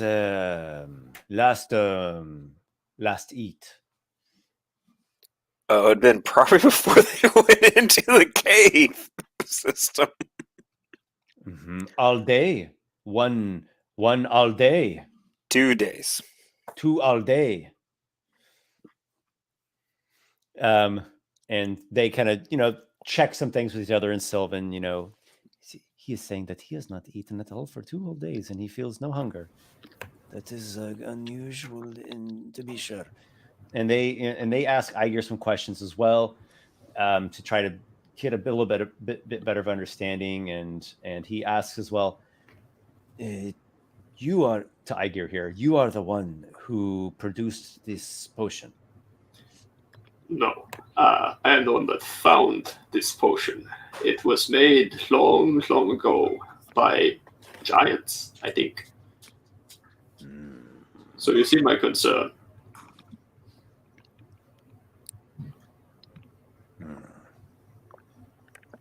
Am I to understand then that your ally here is afflicted with giant magic? Well, affliction is one way you could describe it. He seems to find some positives in it, though. So, he's nothing if not optimistic. You are wanting us, though, to extract from him, free him of this magic. That will teach him how to use it. It is not my place to decide what he wants to do, but, I just want to make sure that I am not blamed for any harmful side effects. Well, I'm blaming you no matter what, Aygir. This is all your fault. Cool, but we're speaking in Sylvan, though, so... Yeah. Oh, no. Oh, yeah, that's right. Okay. Candela says, I would be praying for your friend, and if he would like to join us in the night, right, the nighttime ceremony, the Great Mother may have mercy upon him. Unfortunately, I would not be able to do it tonight. I have other places I need to be, people I must meet, and messages to pass along. Yes, our road is not yet run for today. So But the we shall overall return at night. indication is that he is not immediately certain.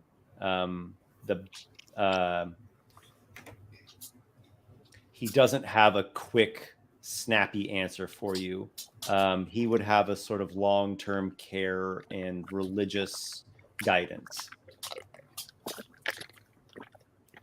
Yeah, and then you also got to take in Vapor's own, his own pantheon that he prays to, technically, because every geyser has its own god sitting in it, out on the steps.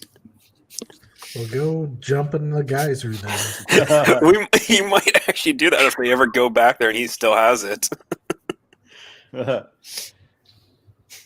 All right, so it sounds like Vapor is not immediately certain how he might fit in with the Fearbolg ways here. Well, one of the things is Vapor also has someone he needs to go talk to, specifically someone's mother who's no longer among the living, to pass along the message that her son has passed. So he has that to do, and then I believe we haven't spoken to the crazy old man yet. I was just going to say, Vapor, if you wish to show your face where perhaps it would be out of place for me to do, then I should meet you over by the Broken Tower when the sun is there. Way to pass the buck there. Yeah. All right. So yeah, I think that's a good idea. Let's cut the scene then and get keep things moving along. And maybe we'll come back to the Fearbolgs. That's that's open, and they are grateful and ingratiated to you all. So I think the next scene is Vapor showing up at Eldwin's family manor in Strongcastle. House, not Drakestone. Yeah, it is Drakestone, right? No, it is. Yeah. It's House Trickster. Yeah. Oh, okay. So that is true. So House Drakestone proper, as in members of House Drakestone, as is, are going to be in an adjoining sub district that's it's next to Strongcastle, which is Longkeep, because it was House Drakestone who really led the whole conquest and war against the giants originally, and took Eaberg and founded Barnacle. And so, being that really it was their doing, they claimed the prizest keep for their most noble regal family. So you actually it's just Vapor? Yeah, because So Vapor's Vapor- the only one who's really known with the family, I believe. And some random hobgoblin is probably not going to be well received in a Yeah. house of noble elves, especially if he's telling them their son is dead. Well put. So Vapor, you tread your way through Strongcastle, yeah, and you see all the various people milling about, and you go up a level, and it gets a little nicer, and you go up another level, and it gets even nicer, and there's exquisite shops, and there are fine eateries, and the music is different here, and the way that people talk is even different. It's very refined, and the dress becomes Yeah, and high quality. Vapor's in his same rooms that he was here the last time in. You're in like traveler's robes. And Yeah, which are you're- his nicest clothing that he owns, and it's just he's seen all these in his mind very pompous, up-nosed elves. Yeah. And so you're like in the world racially, you're like human blooded, right? Yeah, Yeah. his blood is a weird mixture. Yeah. Okay. So yeah, you've got some mixes. So when people look at you, they see something strange. They're like, well, it's kind of a human. It's not quite an elf, not quite a dwarf, and your natural colorations are these sky colors. Yeah, they're But like now you've got blue. these splotches of greens and purples. Yeah, I kind of have almost more of a teal tint now, I guess. I believe is what we decided on. Yes, teal tint, and I think there's probably a lot of splotchy, multi, mixy stuff in there because you've been a little transmutated. So Aygir. you get some looks, and some kids laugh at you, and like their mother scolds them for laughing at you, but then like the next group over, there's adults laughing at you, but other people, they don't care. They're going So about- they're Vapor, going to the about kids, just ignores them, but to the adults, he gives them the subtle one finger salute. I don't think they actually know what your gesture is, so they. Oh yeah, well that makes it all the better. Yeah, it's some kind of foreign gesture to them, and they don't quite understand what it means. But a lot of people, they seem to not really care. Like, Yeah. they're just going about their He- life and their day-to-day. Yeah, affairs, he's only and doing it that's to what's more those he important to them. knows are more openly pointing and laughing at him. He'll the adults he'll give a rude gesture to, but to kids he doesn't because he knows children might not know everything in the world at this Sure. point, so there's no point in punishing a child for not knowing something. Fine and well. Yeah. You continue along. You see a team of dwarven slaves bearing a palanquin on their back, and riding inside of it, behind these like draping veils, you just can see the silhouette of some beautiful young woman in there. and she's being attended by her servants, and there's some guardsmen. So this kind of fine elven company makes their way, and who knows where she's Do the off to. guardsmen have any crests that Vapor might recognize? They sure do. Do I need to roll a history check or anything? Or is this more of a common knowledge? No need. It's something that you already know. They are wearing the crest. They are bearing the crest of House Brackenbluff. This is a noble house that is sworn to Drakestone. The current, I'd say, matriarch. How do you spell the house's name? Brackenbluff, like Bracken and then Bluff, all put together. Here, I'll put it in the chat. Yeah. Or in the comments. I guess I've just commented that publicly. There you go, world. So their current matriarch is also a well-known figure, Ethel Brackenbluff. She's the Lady of the Gloom Tower. She's widow. Her son Rigby is a knight, and her nephew Keon is also a knight, and they're both well-respected knights of Barnacle. So this is a well-respected family then. Yeah, they're quite high to do. I mean, it's basically only House Drakestone that would be more prestigious than them. And this Vapor will make sure he doesn't get in their way. As much as he would love to cause problems, he doesn't want to cause problems now. Okay, not with so what you he's don't got get to in their do. way, and you see the guardsmen go by, and they're wearing, this is like really well-equipped, heavy armored guardsmen with crested elven helms, and they've got longbows slung across their back and these flowing silken capes, and they've got pole arms and blades. And there goes whoever is self-styled princess. And by the end of Strong Castle, you come to the gate that leads to Longkeep.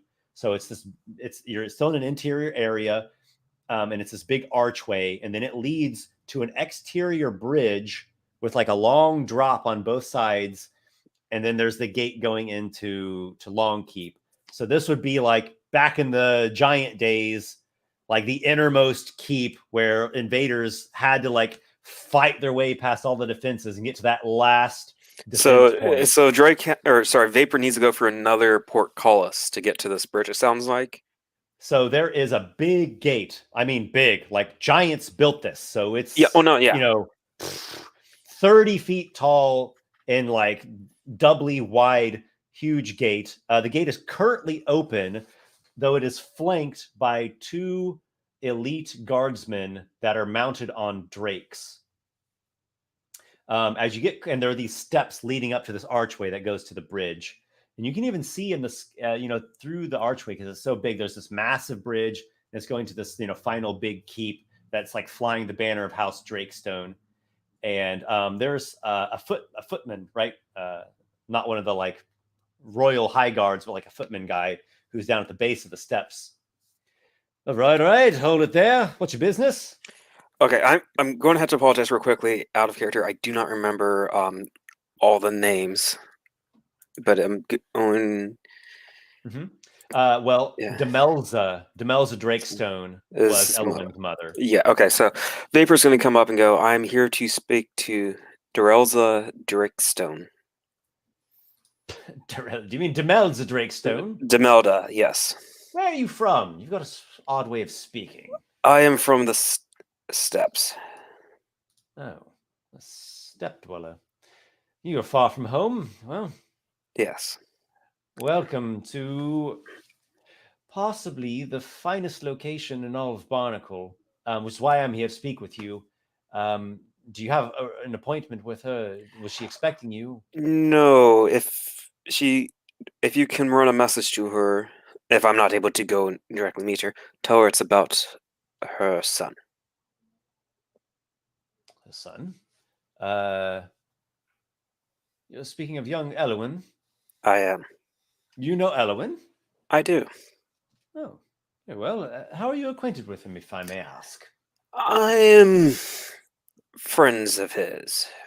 We've done a few things together when I've come out to visit here before. He is an eccentric and rebellious one.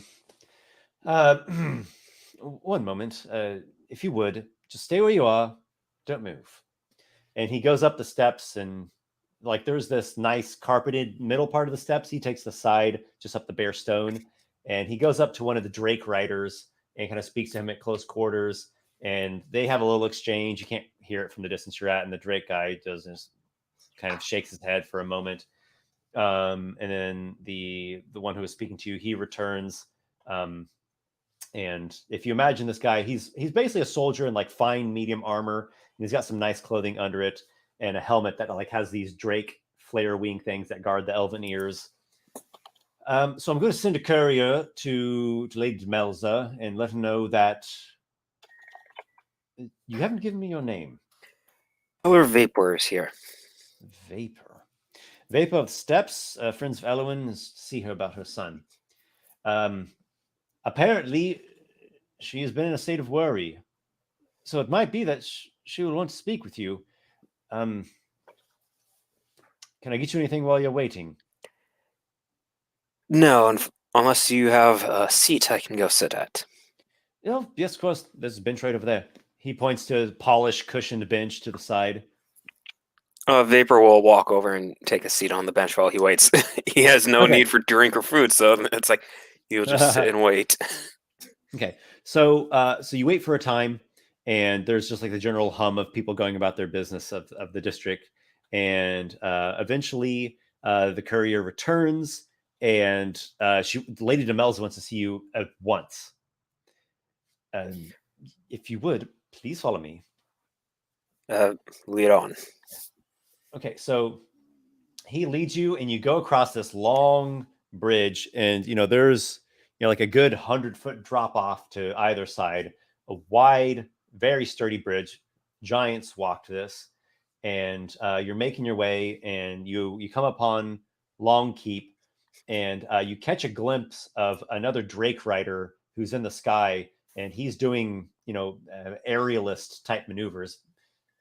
It's more than just a patrol. It seems like he's training the Drake that he's riding on, and they're very interesting creatures. They have these these very reduced, very small forelimbs, and these wide stretching hind limbs that have wings attached to it. So they've got these hind wings, and the wings actually run along the length of their tail. So it almost looks like a sail up in the wind that goes with this sort of maneuver. And otherwise, Drake, long neck, draconic type head, and a soldier, right? Like an elite soldier on its back training the thing. So it's quite a sight. And there's another, gate into Long Keep, another series of guards. There's a bunch of formalities and protections. But in the end, it gets you to the actual wing where Demelza dwells, and there's her private quarters.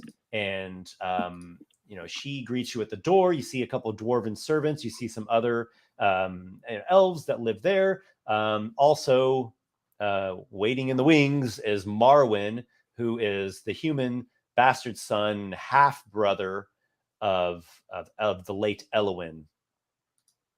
Demelza has her eyes are red and puffy, and she looks like she hasn't changed her gown in a number of days.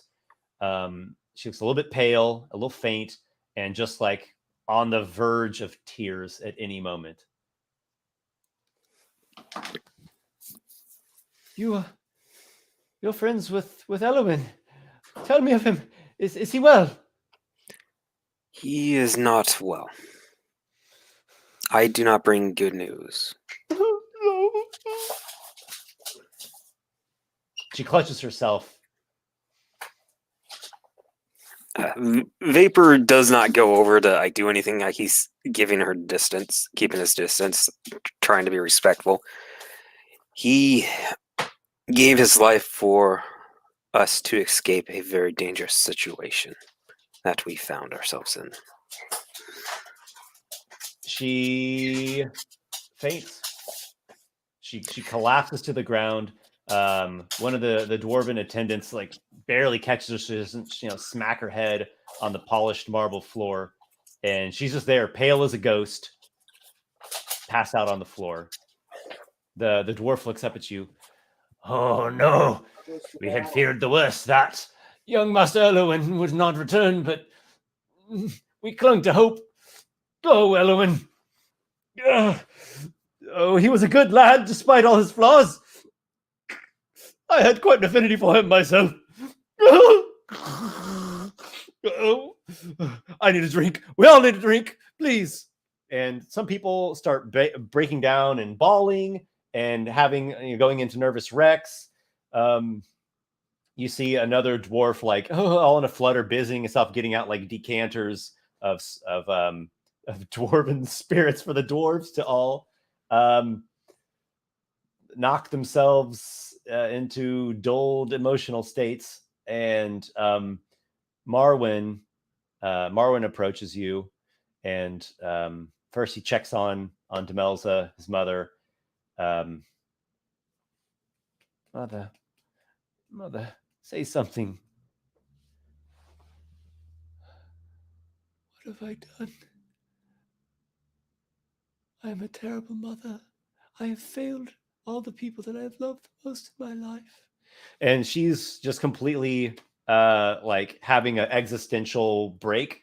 And the elves and dwarven servants are kind of fanning her off and trying to help her onto a couch, onto some cushions. And she looks like she's like Vapor is just broken. Frail and fragile and just shattered. Yeah, Vapor probably has broken her completely without meaning to. Marwyn comes to you. Marwyn's younger. He's 14. I'm thinking 14, 15, somewhere around there. Long-faced, human lad.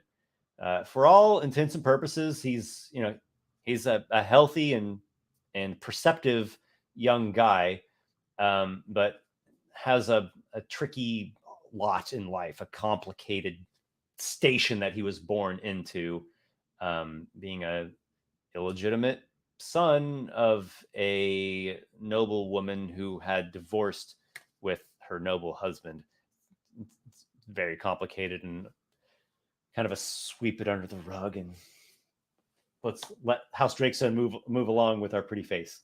So Marwyn, young Marwyn approaches you, and he says,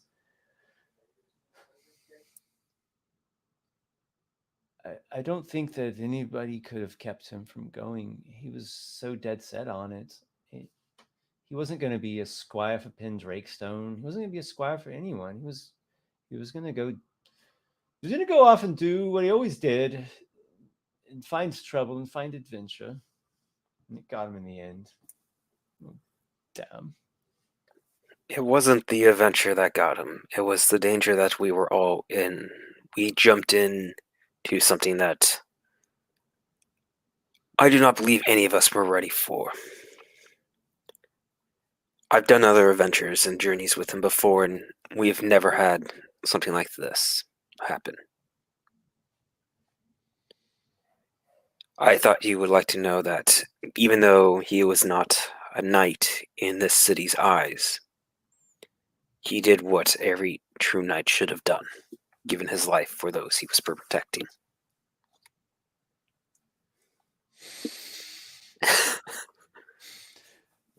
Did he have anything that he said at the end? Did he have a last word? Actually, I don't remember off the top of my head. Nick, what was his last word? If I remember correctly, he said, tell my mother I'm sorry and that I love her. His last words were sorry to his mother and that he loved her. I'll tell her. I don't think she can hear anybody at the moment, but I'll let her know. Maybe I do wish I did not bring this type of news, but it must have been brought.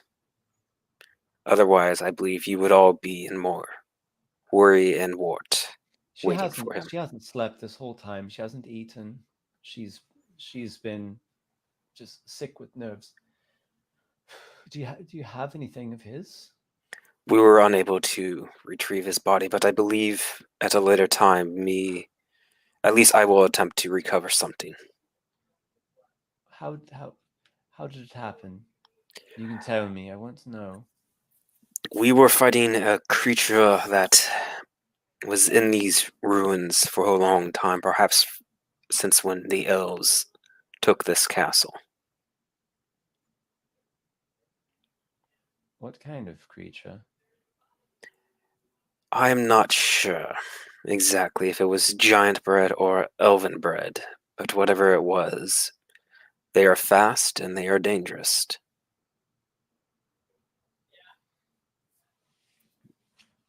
Tell me more. What does it look like? If I Uh, ever see vap- one, I'm going to vapor- chop its head off. You would need backup, for it's a very smart creature, and Vapor will give him a rough description of it, but he won't even tell him where he's found them, because he's Okay. got he just like describes what it looks like. So you described the monstrosity, the horror that you faced down there, and the poison spraying eggs and all the gritty bits.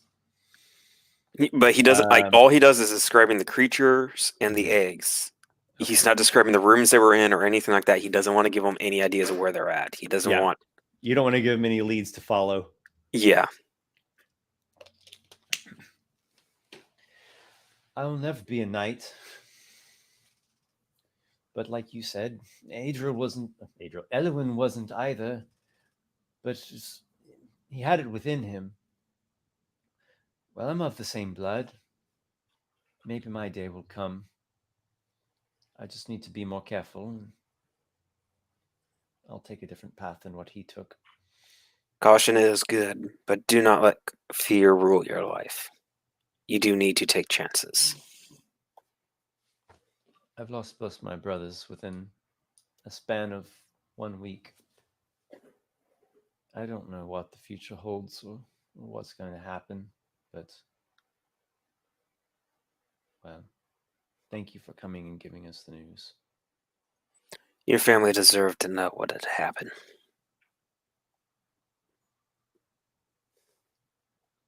Vapor He is kind of looks down and slowly makes his way back over to his mother and the others. yeah. So A dwarf, the one who had spoken with you previously, just is drinking straight from a decanter, some kind of distilled wine or beer or whatever the dwarves make around these places, and reeking with it. Oh, here you go. Come, just for the sake of Elwyn. Vapor will take it and he'll drink a little, tasting it, but that is all it does. Is like he can taste something, but that's it. Tastes like burning. Oh, the lamentations shall echo through our halls for months to come.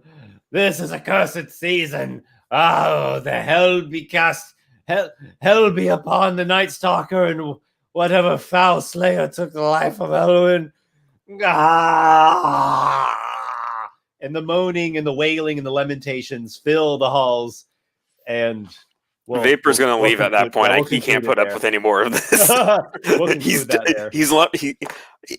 potion is definitely starting to get to him. And it's like, if that potion wasn't in there, he'd probably be a little more willing to stay. But like all the crying, the moaning and stuff, it's just like it's his frustrating is building and building, and he knows he's going to just leave. Like he's not going to say anything. He's just going to walk out. So you walk right out and you bump right into that gate soldier, and he was like just right there eavesdropping at the doorway, and he looks at you and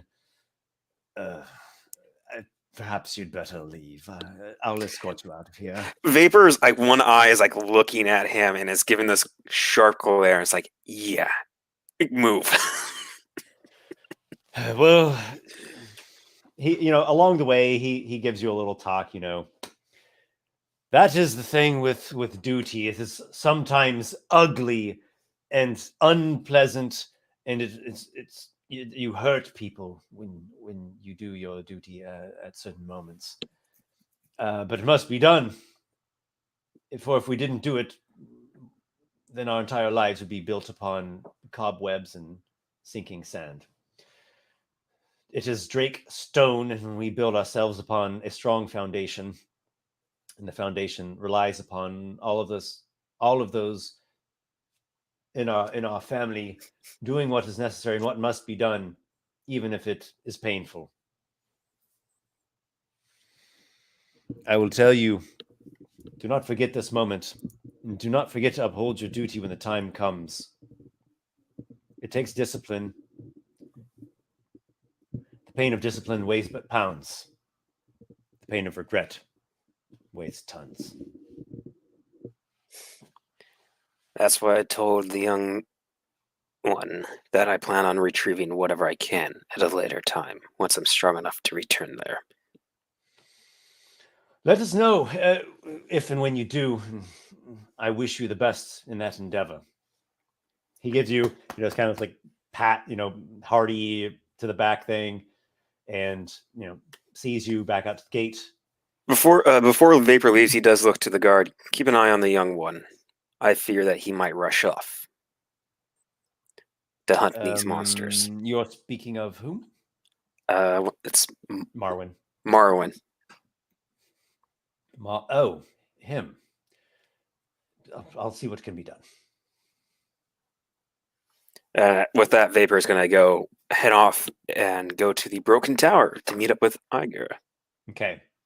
So is this going to be just you two, or is it all four of you together? I think it's just us two, because we're reporting back about what we found down there and what happened. Right, because the four of us together, that's going to be like actually, a day hence once Okay. we're all ready to actually go. All right. So, cave. Walykos and Adriel, are you guys okay to hang out still while we do this next scene? Yeah, that's fine. Do what you Okay. gotta do. Let's. Go for it. I personally suggest let's keep this in mind to not dally on this scene, because I'd like to get things flowing to the adventure. Yeah, no, I understand. Right. I figured the scene would be a quick one. Yeah, We exactly. just go. Let's keep it a quick one, but I personally very much appreciate that it's happening. So excellent. So you all have gone to the Broken Tower, have you not? Yeah, Aygir and Vapor have been there before when we were at once the original four-man party. Okay, so you make your way in the opposite direction of, just like opposite of where Longkeep is, on the other side of Strong Castle, to the Broken Tower. The lord of this tower is Canis Spindle, and he is one who you've met before and is reclusive and eccentric, and dwells in a wrecked great hall that is often fogged out by the smoking instrument that he favors. So you're met by his major domo, the dwarf Adelmund, who covers half of his face with a mask due to a previous injury, laboring in the cog works of a fire galleon.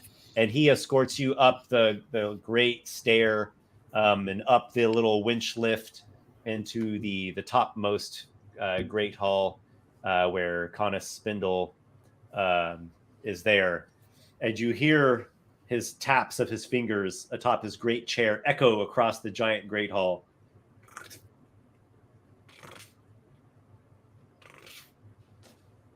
What news do you bear? Well, Two of you that come. you can see that it is two of us, so I'm guessing you can make a guess.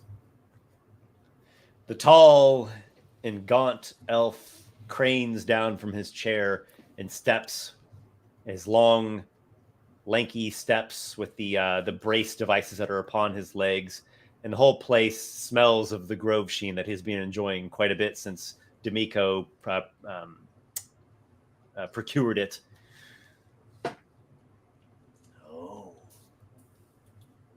No. This is not good. I had hoped for all of you to return, your two companions and my dear Dunka.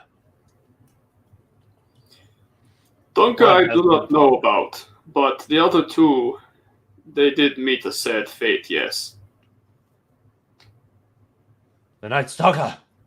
The crossroaders took Uh, their lives. well, neither of those. So I suppose it's not as bad as you imagined, but it was bad. There were creatures that spat acid. Some strange things. No.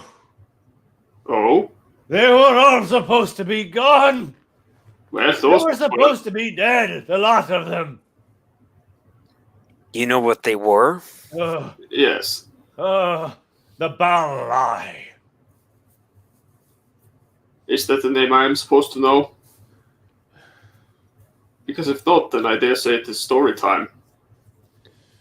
What I am to tell you here, you must guard as a dangerous and forsaken bit of esoterica.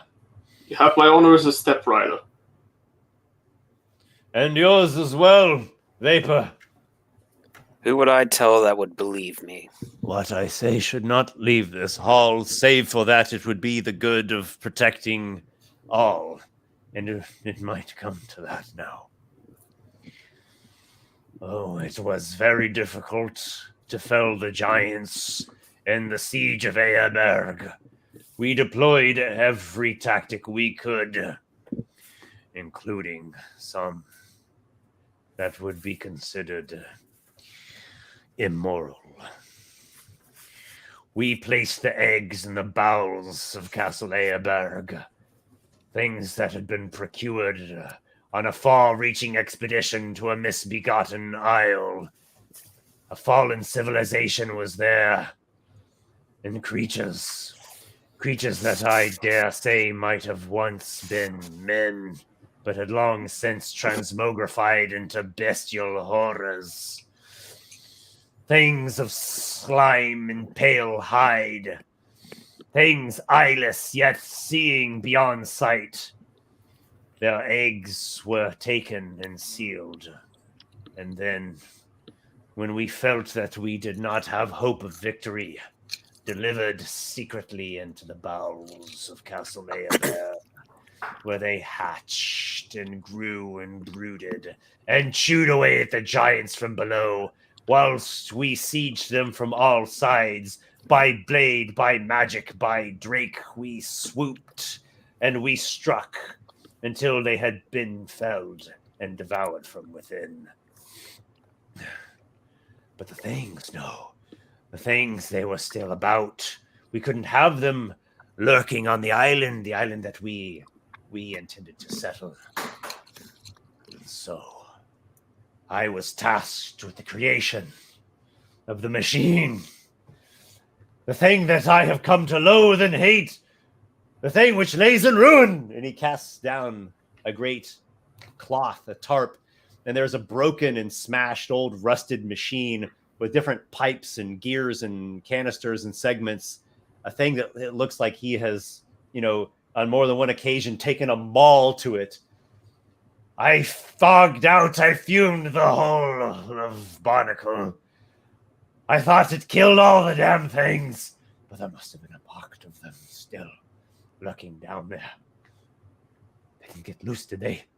They didn't make it to the surface, did they? Tell me, Aygir! Tell me! That they did not, to the best of my knowledge. Although, that said, I'd have to come back and, with your permission, study this a little bit. It's quite the horrors of piece history of gear like you've these. made. I hate them, and yet I cling to them. I have very little left.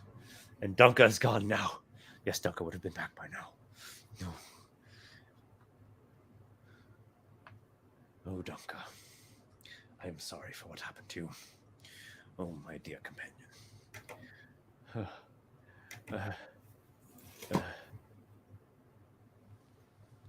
We must keep a watch. We must be vigilant. Any sign of the Balai having reached the surface. And I know not what I might do. They cannot multiply. They cannot get loose. Well, If I am the first to hear of it, you should be the first to hear of it from me. And if you plan to use that machine again, I will be more than happy to assist you. My greatest and yet my foulest creation. I pray to every spirit and god that crawl upon this land and swim through the ocean and gaze from between stars that I will never again have to craft such a device. But for your sake, I hope that's true as well. That I must do. Yes. Dunka, you will not be replaced, but another will serve. Might I suggest you make the next one out of steel? Steel! Who has ever heard of a steel homunculus? What a cold and lifeless thing that must be. No, it is mandrake and clay and ash and my own blood. My breath of life will go into his little lungs. Well, suit yourself. But yes, I am sorry for your loss as well. It was a helpful little thing. So, a little ray of light has been shown into the more shadowy corner Indeed. of the history. We know what the Balai are, we know why they're here, and we know that it's a very big problem if they get out, which we didn't necessarily do anything to stop. Or, well, That's why we went back originally. Right. We were trying to stop them because I knew this was going to be a problem. Unfortunately, we know one we entrance couldn't is stop. here. We couldn't kill them all because, well, two of us died. So so now Aygir and Yeah. Vapor have some stuff to be talking to Walykos and Adriel about on their way to the cave, which, if I'm correct, is that where we're going right now? Sure. Yeah. Alrighty. to the Well- cave. You're just going to tell some random strangers about this? Once they become think anime we best friends. I mean, I'm fine with it. I just was curious how trusting your character is with people that you don't know. I mean, once So- they get into one fight together and become anime best friends, then Yeah, I mean, but we haven't gotten into that one fight we have together we yet. have to fight once That's- together before we're anime friends. It's Yeah. very important. We have to have that anime like character personalities that don't mix and clash and everything. But yeah, it's fine. Are there any preparations that anyone wants to do in any fashion before heading southward? I will take Vapor. I will take my best cloak and best mask. You and your pretty boys. I, You don't know that he's a pretty boy. You haven't seen his face yet. Nick, you have a type. You don't know. I'm gonna go ahead and say that Aygir did that whole thing where he basically collected all his worldly possessions again before going to the Spit Whistle, just because he figured something might be up, and thinks that this was probably a wise decision in hindsight. Vapor would have, if possible, would like to have crafted a couple healing potions. Okay. So, if you have like 50 gold pieces worth of components, you could craft 2 healing potions on the couple day stretch there. Yeah. So Well, I'm just going to remove 50 gold from my inventory. Would Walykos and Adriel have anything, like any potions or anything at the manor? I'm going to give a roll. Give us like eight potions. yes, all the healing we'll ever need. Gentle your dwarven father, presses to you 2 items. If you are in a situation of wounding and exhaustion, guzzle this. Healing potion. Potion of healing. So And they each I think the time has come that you are ready to wield this. It's a bit thin for my taste, but belonged to your mother's father. That's not nothing. He hands you an heirloom rapier. Oh boy. Okay. I'll graciously take. Elven castle crafted work there. It was put through a fine enough forge. May it defend you against those that would do you harm, my boy. I'll sort of like swing it around a bit and like flare it and look at it and appreciate the elven rapier. Thank you, Father. I'm sure that these 2 items will come in handy in the coming fights. I'll hold things down while you're gone. Be careful to stay vigilant in the tower in case we have another one of those climbing buggers trying to get in. Yes. Perhaps. Question: do you take your poison with you?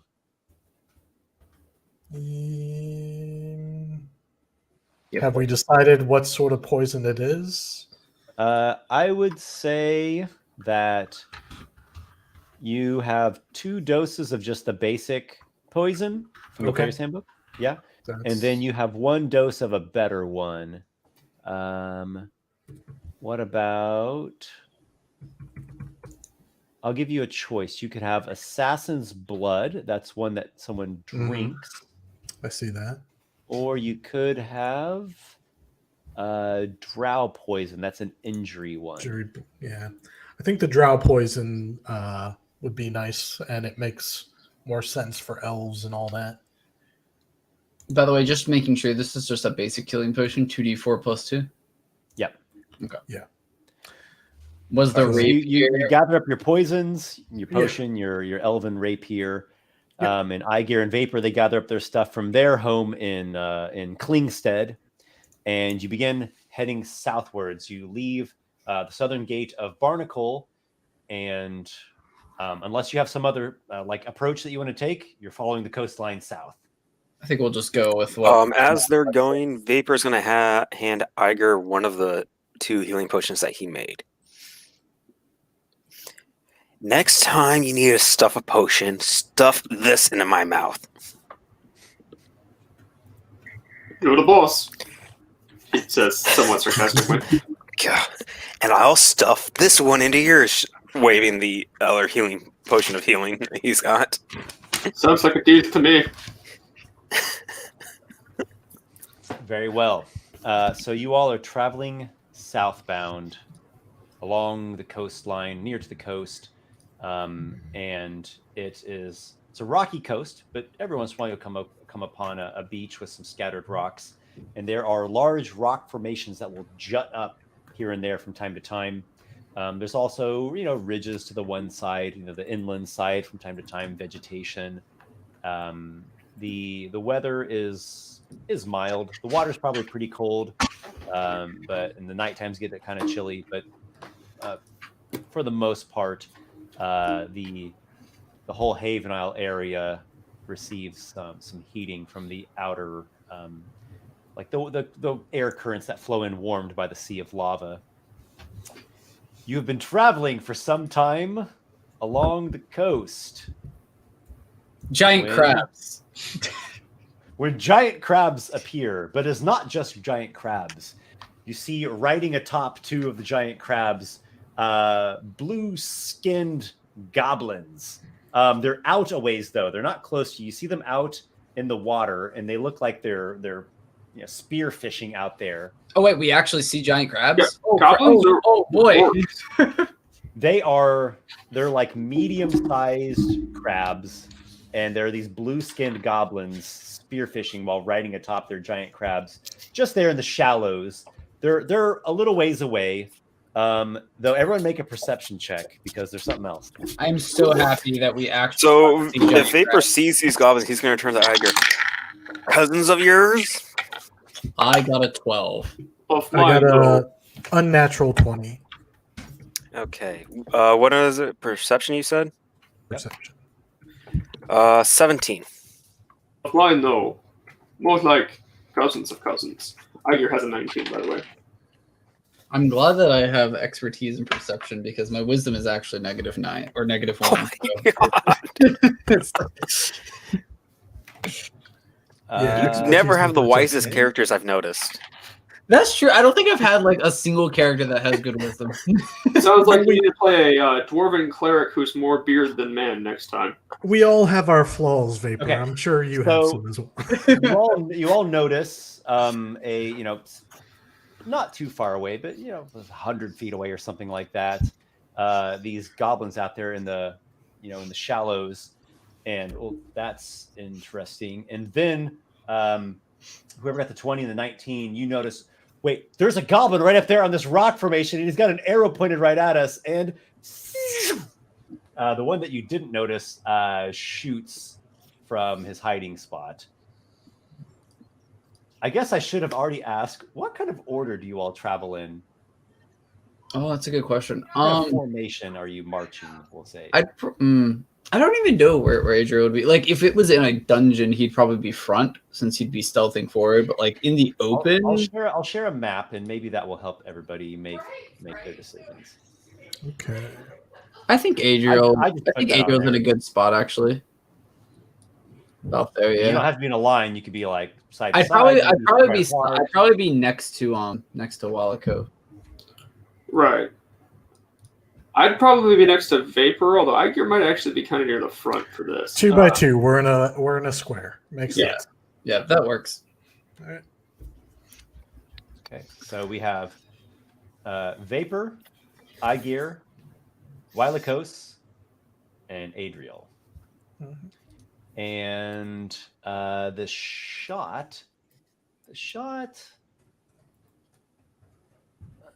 Let's go. Aygir, you seem to be the one that the goblin is targeting. So here atop these rock formations, you spotted this one here, and like as soon as you notice him, this one shoots that you didn't notice.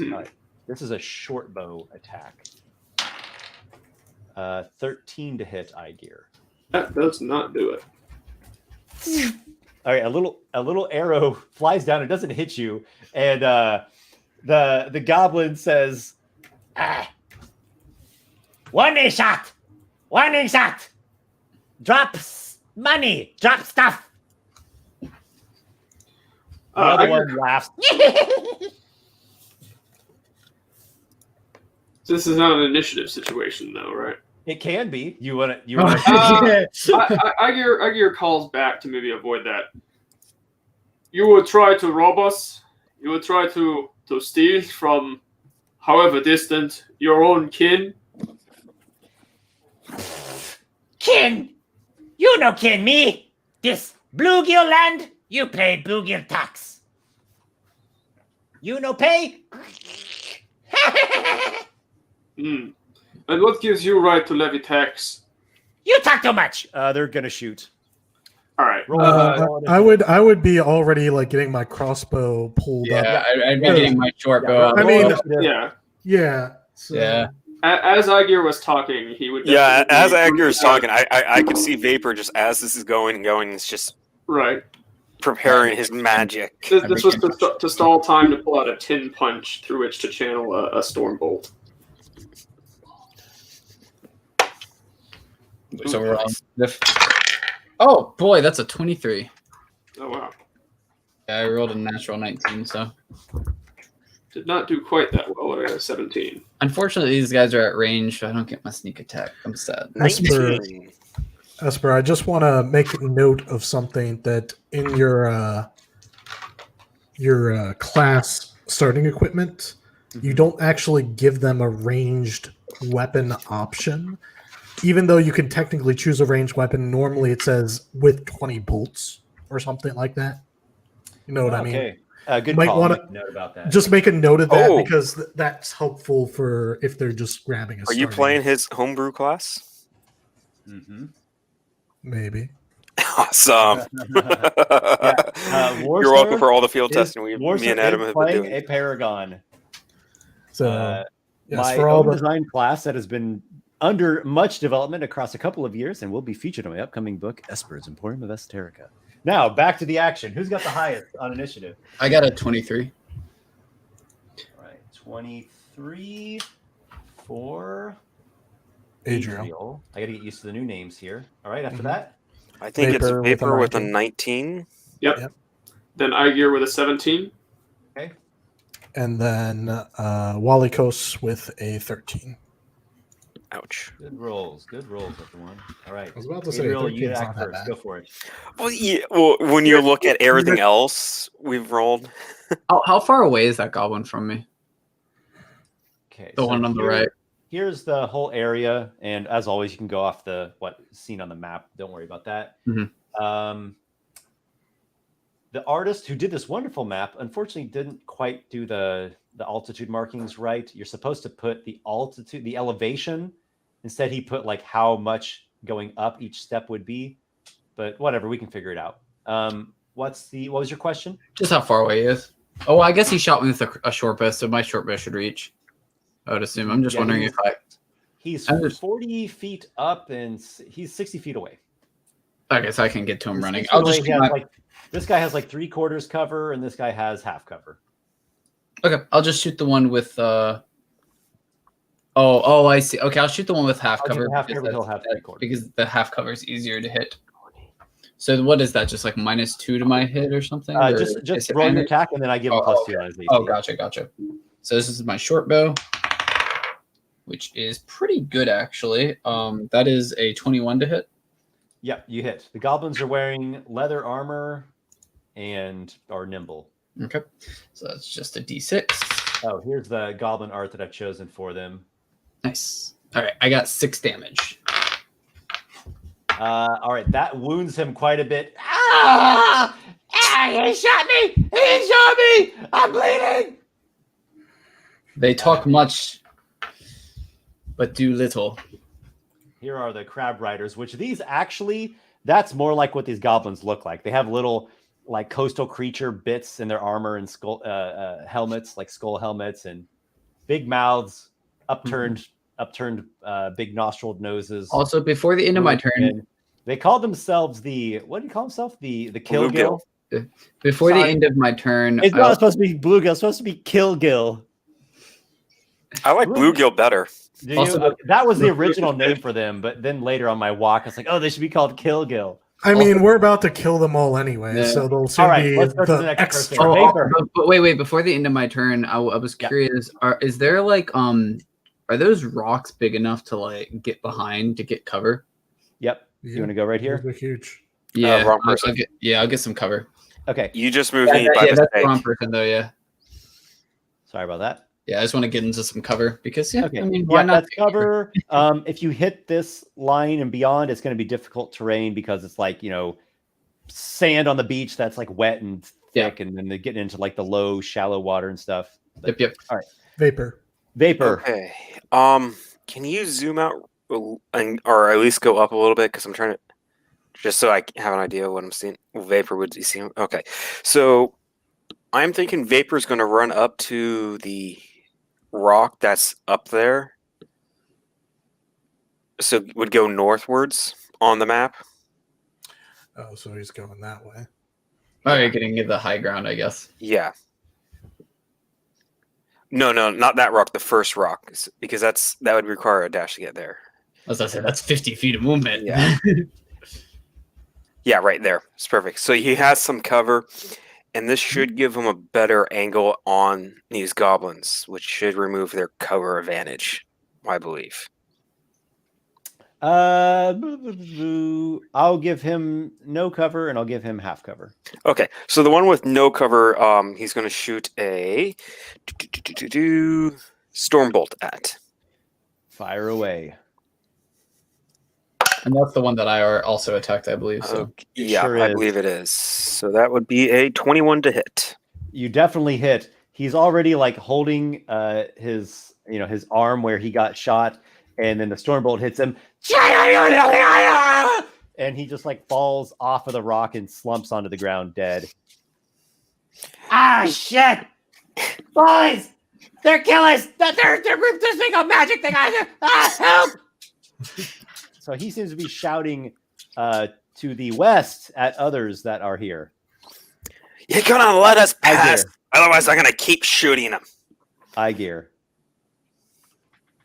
All right, well, you might as well call me Uma Thurman because I'm gonna kill Gil too. So the one that's there, it's within 60 feet of me and it is in cover.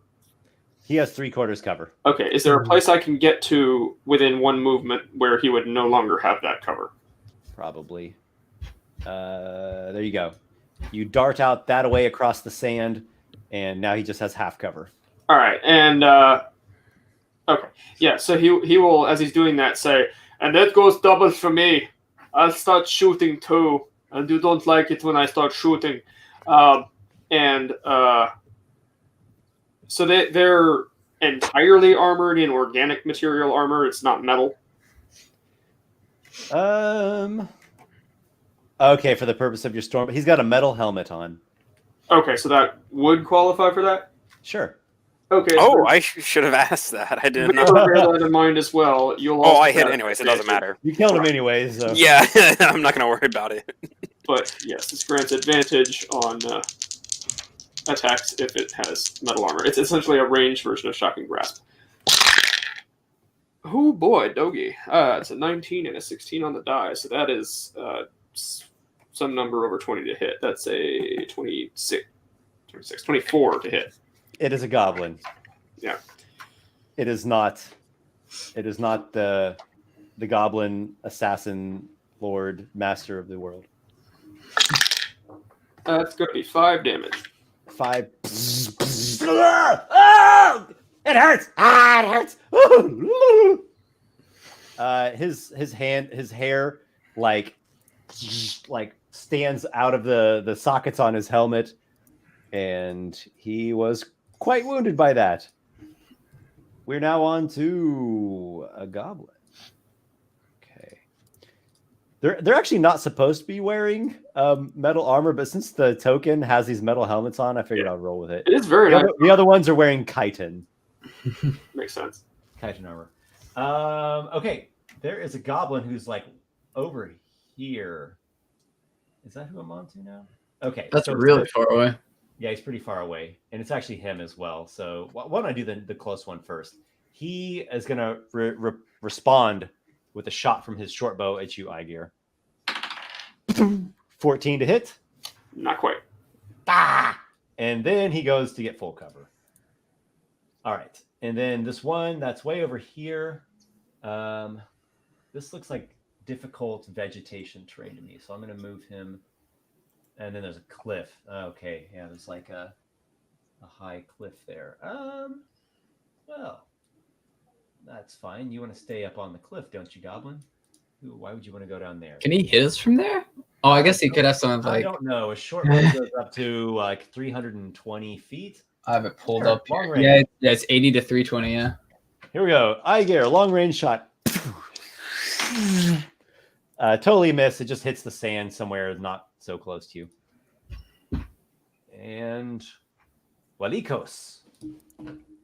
Okay. What does it take to get up these rocky things? It looks like they're kind of shelves. Like he could hop from one to the next, maybe with some acrobatics.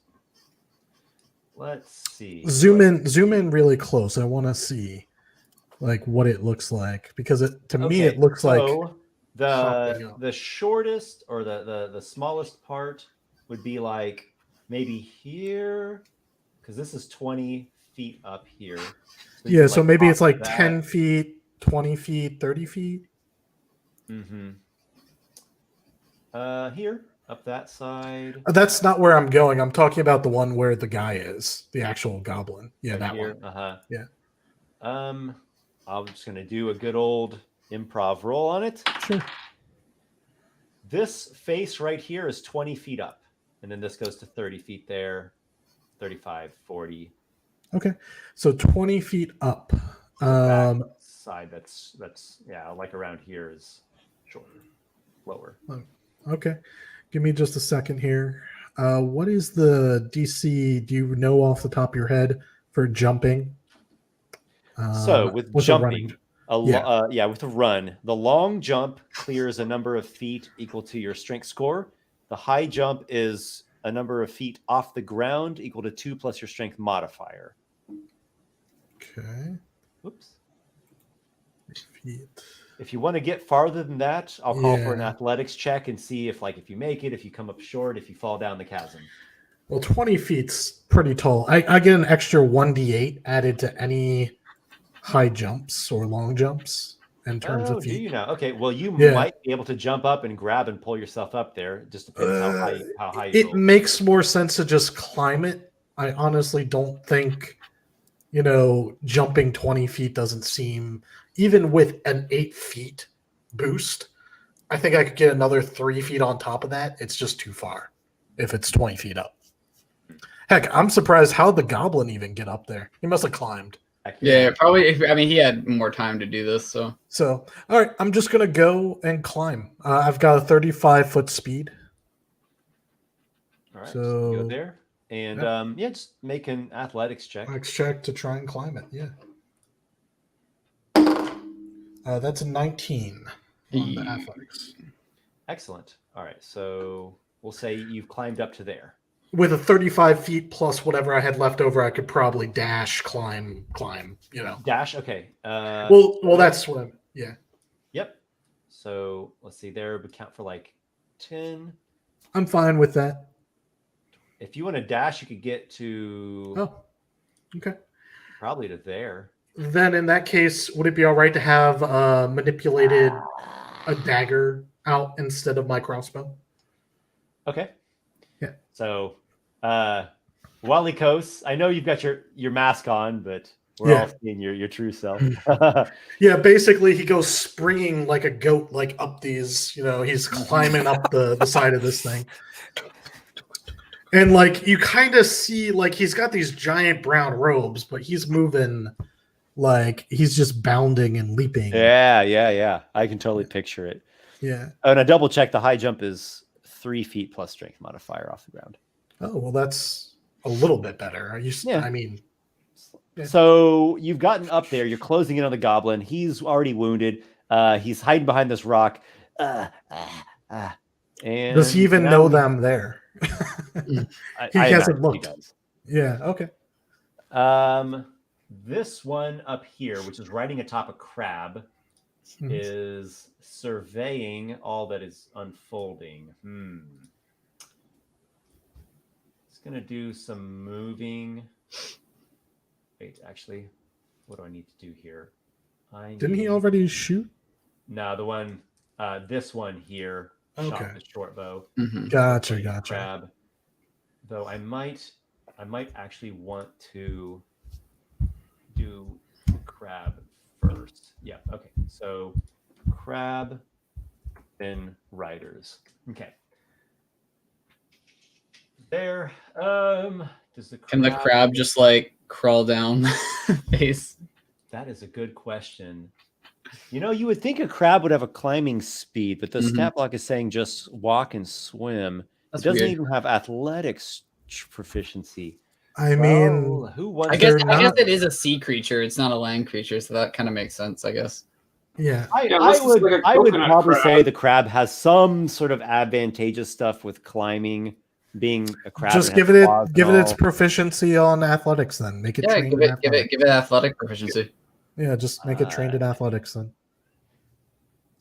This goblin sees the cliff and sees the plummet and is not too keen on that, and he's riding the crab this way. Doesn't want to take the chance of falling to his death. He's moving through some difficult terrain. At least for now, he's not quite so ready to take the risk. I mean, to be fair, they didn't expect to get shot down their two primo scouts. Okay, so the crab riders come riding this way. The crabs walk that way. And then the riders themselves have produced short bows, and they will fire at Aygir. Make sure you're within 80 feet. That's actually 100. And that is 90. All right, this is disadvantage. Aygir. That is totally not a hit. And next one. 15 to hit? That exactly is. All right. You take 5 piercing damage from the goblin arrow. Ouch. Ouch indeed. We're going back now to Adriel. All right, so how much movement would it take to get up the cliff as well with Walykos? Climbing it, so you'd be climbing and you climb at half speed. Okay. Yeah. I just want to go ahead and use this. You could get up to the second level there because that's 30 feet up probably. With a double move, that is, of course. I actually might just since he's already up there, I'm gonna maneuver. Or like, do I know that these I guess I don't see those goblins down there, so I wouldn't know to move over there. I'll just try to climb. You're aware that the crab riders have Oh, am I aware of that? But you don't know exactly where. You just can't see them. Mm-hmm. Yeah, you knew that they were in the water over there because we saw them on our approach. Mm-hmm. Yeah. You know, I'll just try and climb up. I'll get the high ground as well. I think it's a good idea. Yeah, high ground seems good, so I'll try and climb up as well. Yeah, go ahead with the athletics check. It's an easy DC. So. Well, I'm actually not good at athletics. So okay. I think if you beat the check by a certain amount, you can move a little faster. Oh, that's good. I got a F14. Fine enough. All right. So if you're okay with dashing, you're gonna get up to there. That's as far as I can get up with dashing. It'd be a total of 30 feet. Yeah, because you have a 30-foot move speed. I have a 35-foot movement speed. Ooh. I'm a very. That's an extra 10 feet. 5 feet. So your choice. You could be like climbing up the face of this, like halfway up, or you could move like around this side over to there. I'll start climbing up a bit so I can be next to. So just remember you're halfway up this face that your token's sitting on. That works. And then we go to Vapor. Yeah, as I'm doing it too, I'll sort of say, "Oh, Walykos, sometimes I do wish I had legs that you have."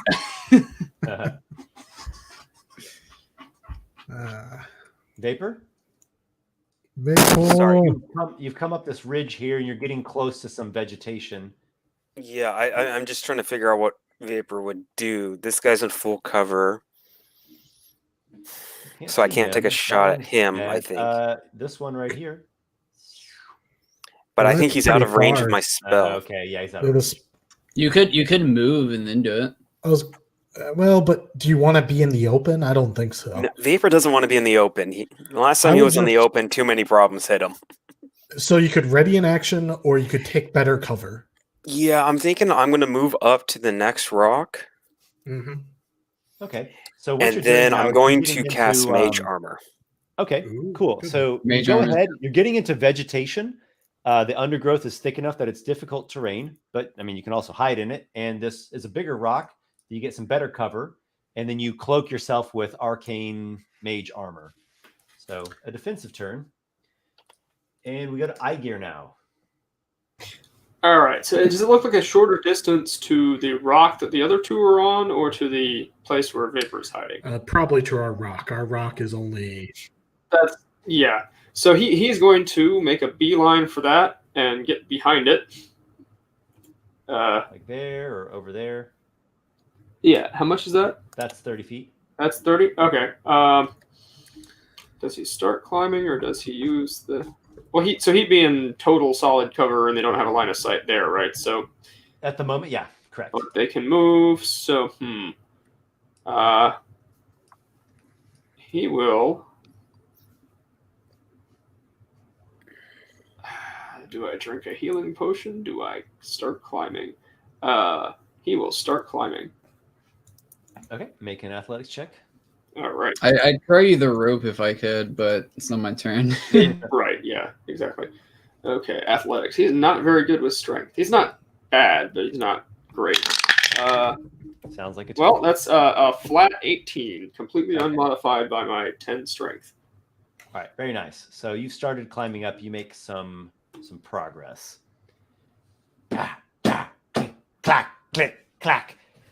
Snacks for crabs. Grab we will. Kill, kill, kill. Blue, blue, will. Yeah. And they do their little goblin chants, and they seem quite confident that they are going to be claiming treasure and food for their crabs.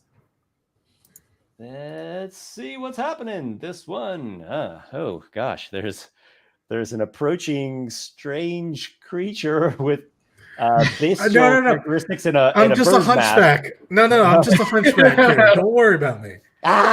He does a little shriek and fires an arrow at you.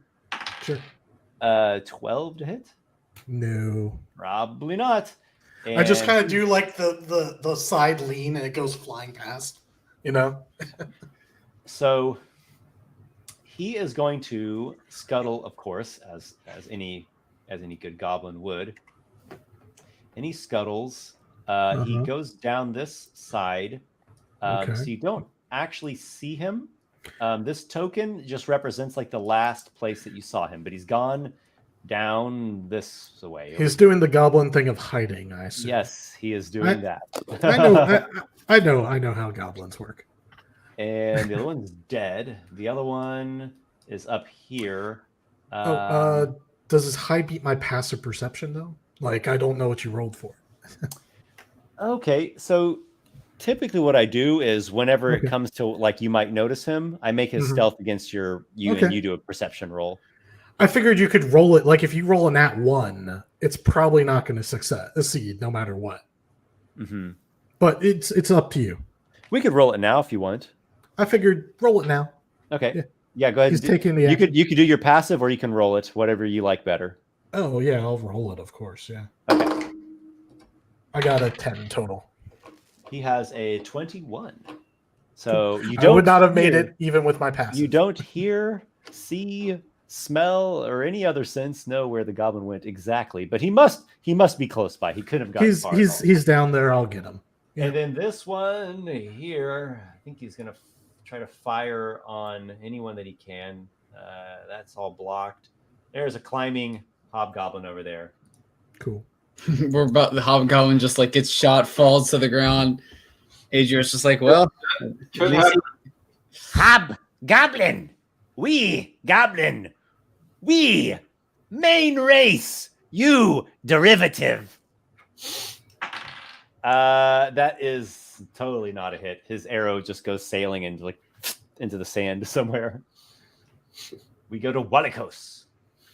Okay, so what happens when I move over there with my 35 feet of move? I'm just moving just to look down. Do I see a goblin like crouching down there?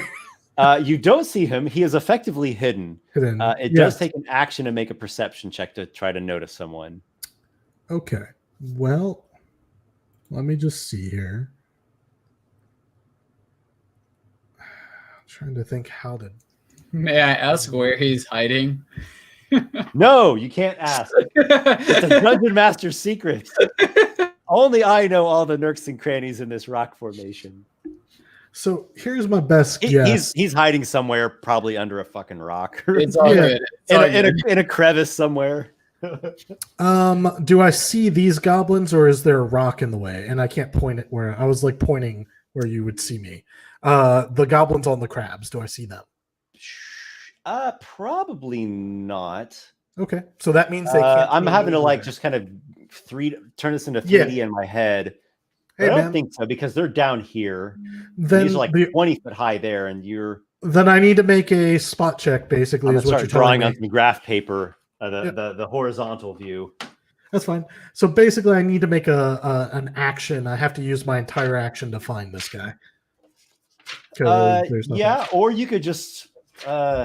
If you can find him, though, I'll get sneak attack on my attack. You could dodge. Dodge is always never. Well, it's. But I mean, if you can find it, I get sneak attack on my attack. You could ready an action. No, I'm just gonna try and find him. I mean, here's the thing: he either hides again, or more likely he's just gonna attack me. But I'm gonna try to spot him first, so he doesn't get advantage. Okay. Okay, that's pretty good. 21. Is that what he rolled, or did you? He did roll a 21. I got an 18 plus 3. Now, Walykos is the active right here, so he would. Sure. He would okay. spot. Walykos is active. You spot the damn goblin, and he's just like hiding in a rock crevice, like he's under the overhanging rock. So please he's right there. Please move me so that I flank. Basically, so that I get between him and any escape. Yeah. Except for a sheer between Walykos and a hard place. Mm-hmm. Yeah. And I pull out my dagger, I put my crossbow back on my belt, and I like menace him with the dagger. I'm like, this is not your day. He might have soiled himself a little bit just there. Yes. Well done. You have found the bloody goblin. Now just sheer luck. Yeah. Now we have the enemies continue. All right. Mm-hmm. This is good though because we know where the goblin is, so I can Yeah, I mean, I'll tell you with my free action, which I can do outside my turn. Yeah. Once you get there. In the goblin tongue. They're up on the rock. They're up on the rock. All right, so let's go. Try to get up on this rock. 20 go. feet. Yeah, 20 Go. feet climb. Go, crab.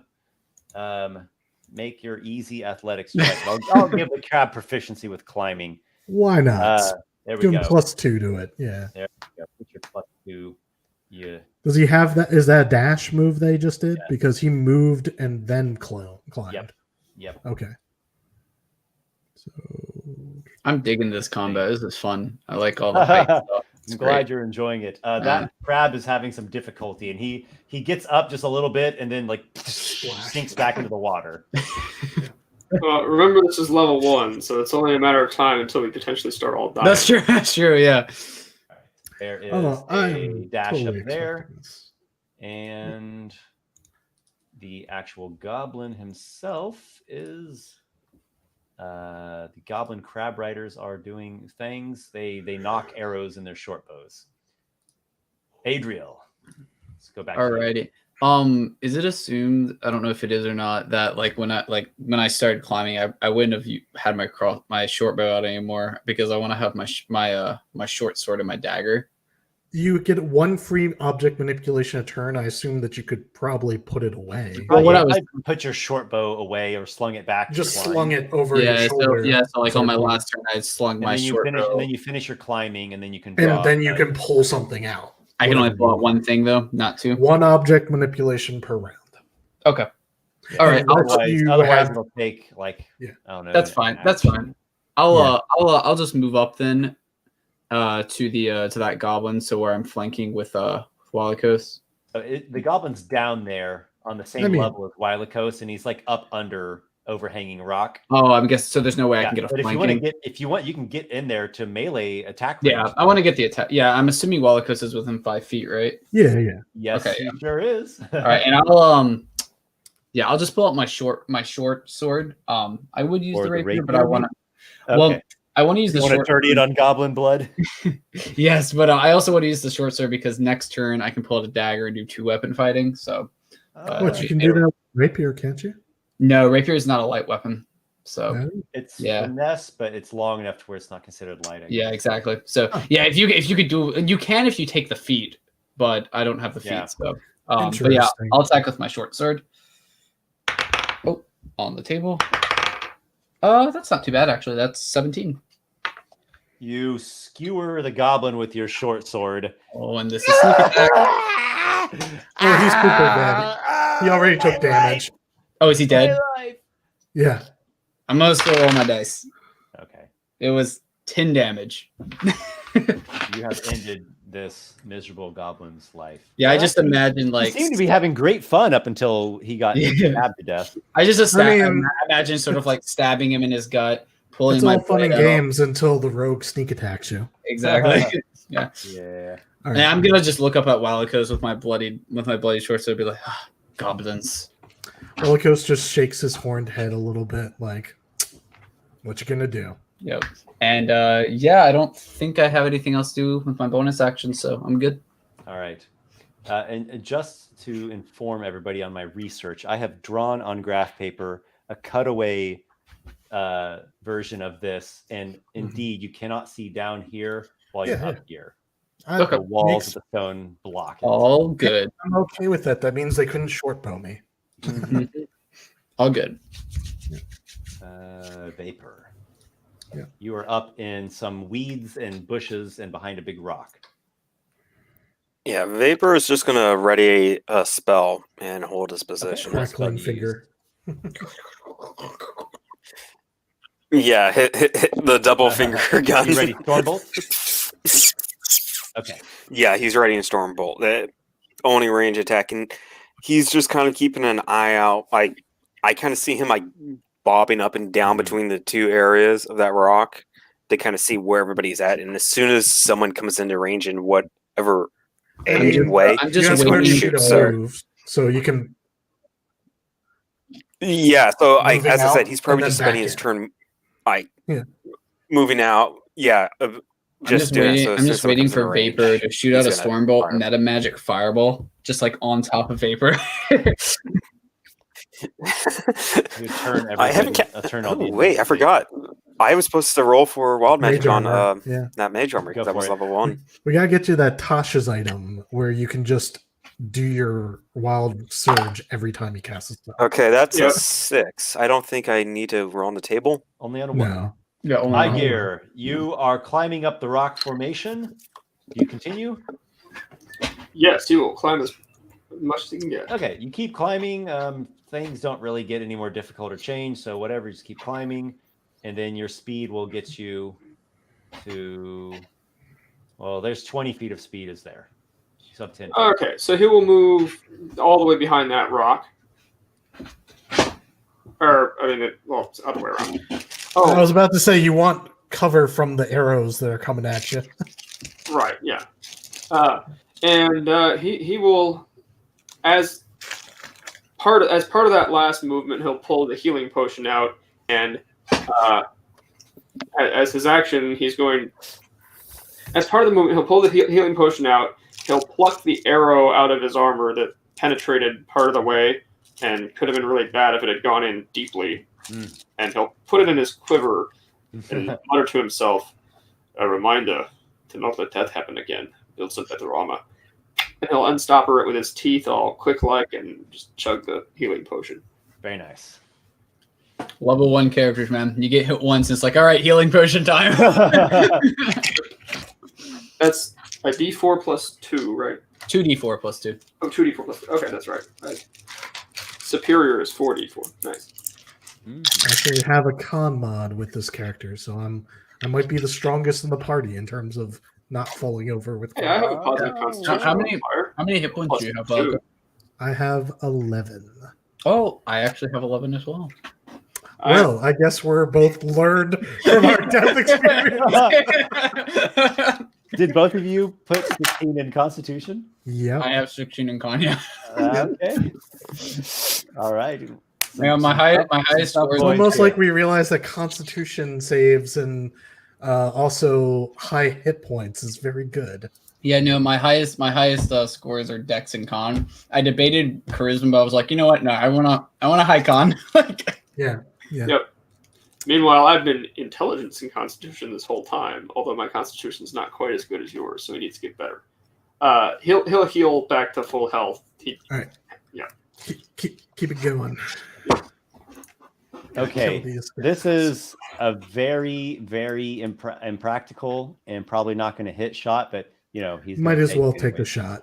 I swear. So this is against Walykos, and you have 3/4 cover.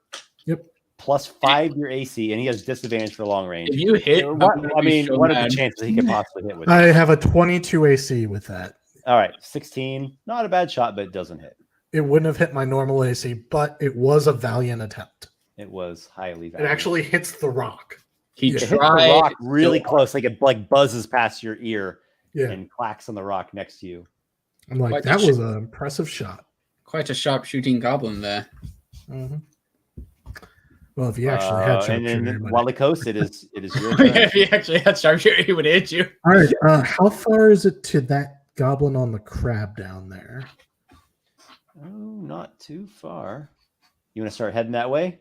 Well, I want to know. Can I reach him in a movement and attack him? Probably so. And shove is only 5 feet, right? 5 feet or knock prone.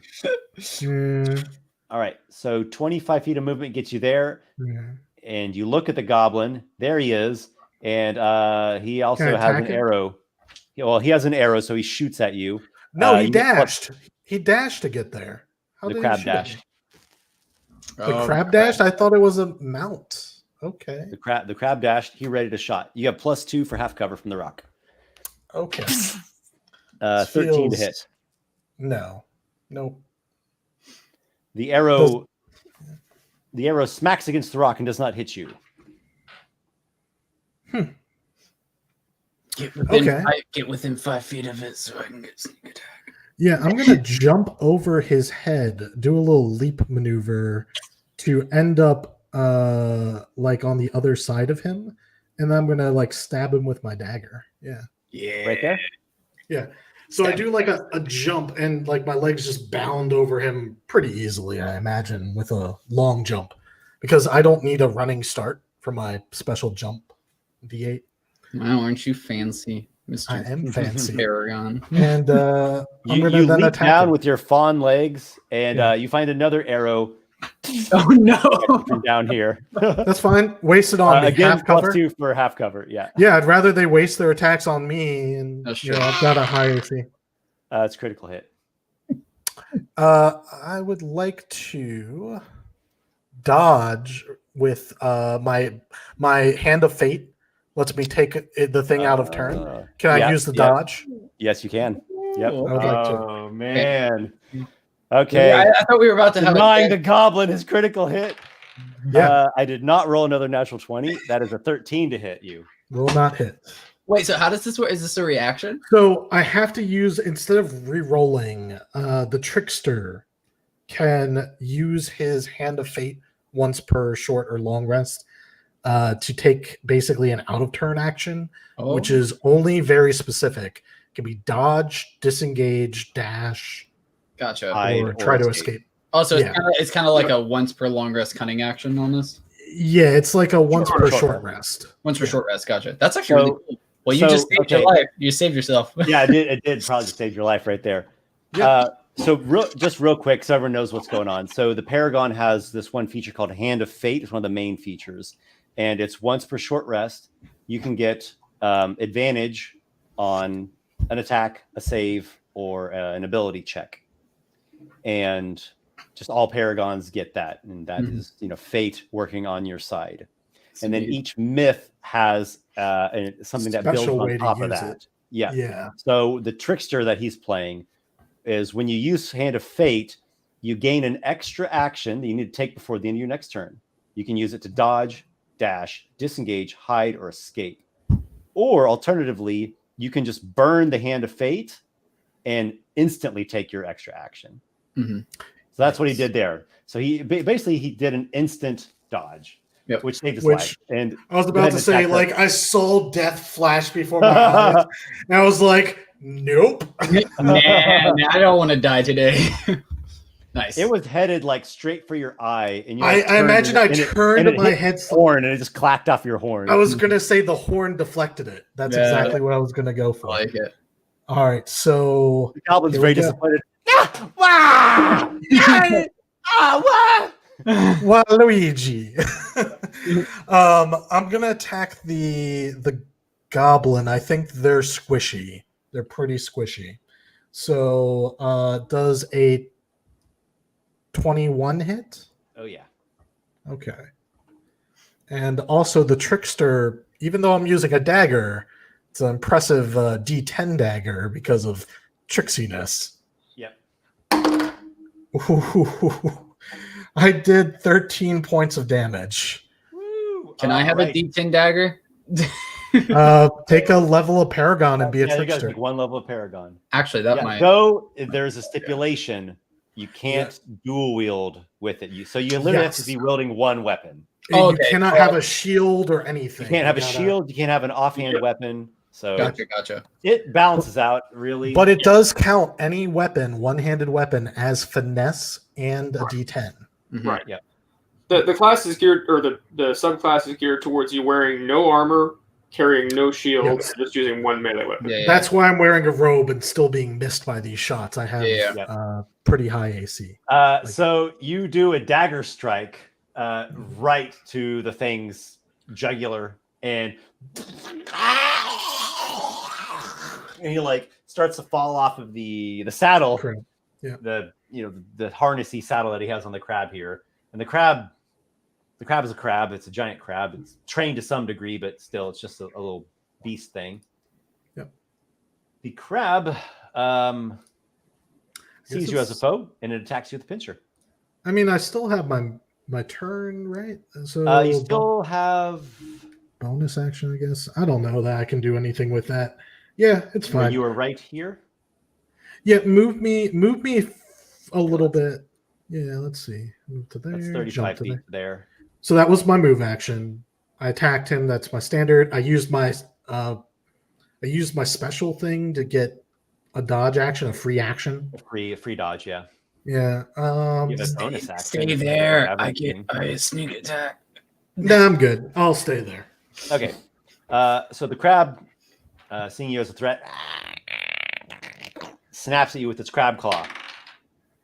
Critical hit. No, I'm joking. He did roll. He did roll high. It's a 21 to hit. Well, remember my dodge lasts until the next turn, right? Oh, that's true. Because I took it on my turn. That is true. It's until the start of your next turn. Yeah.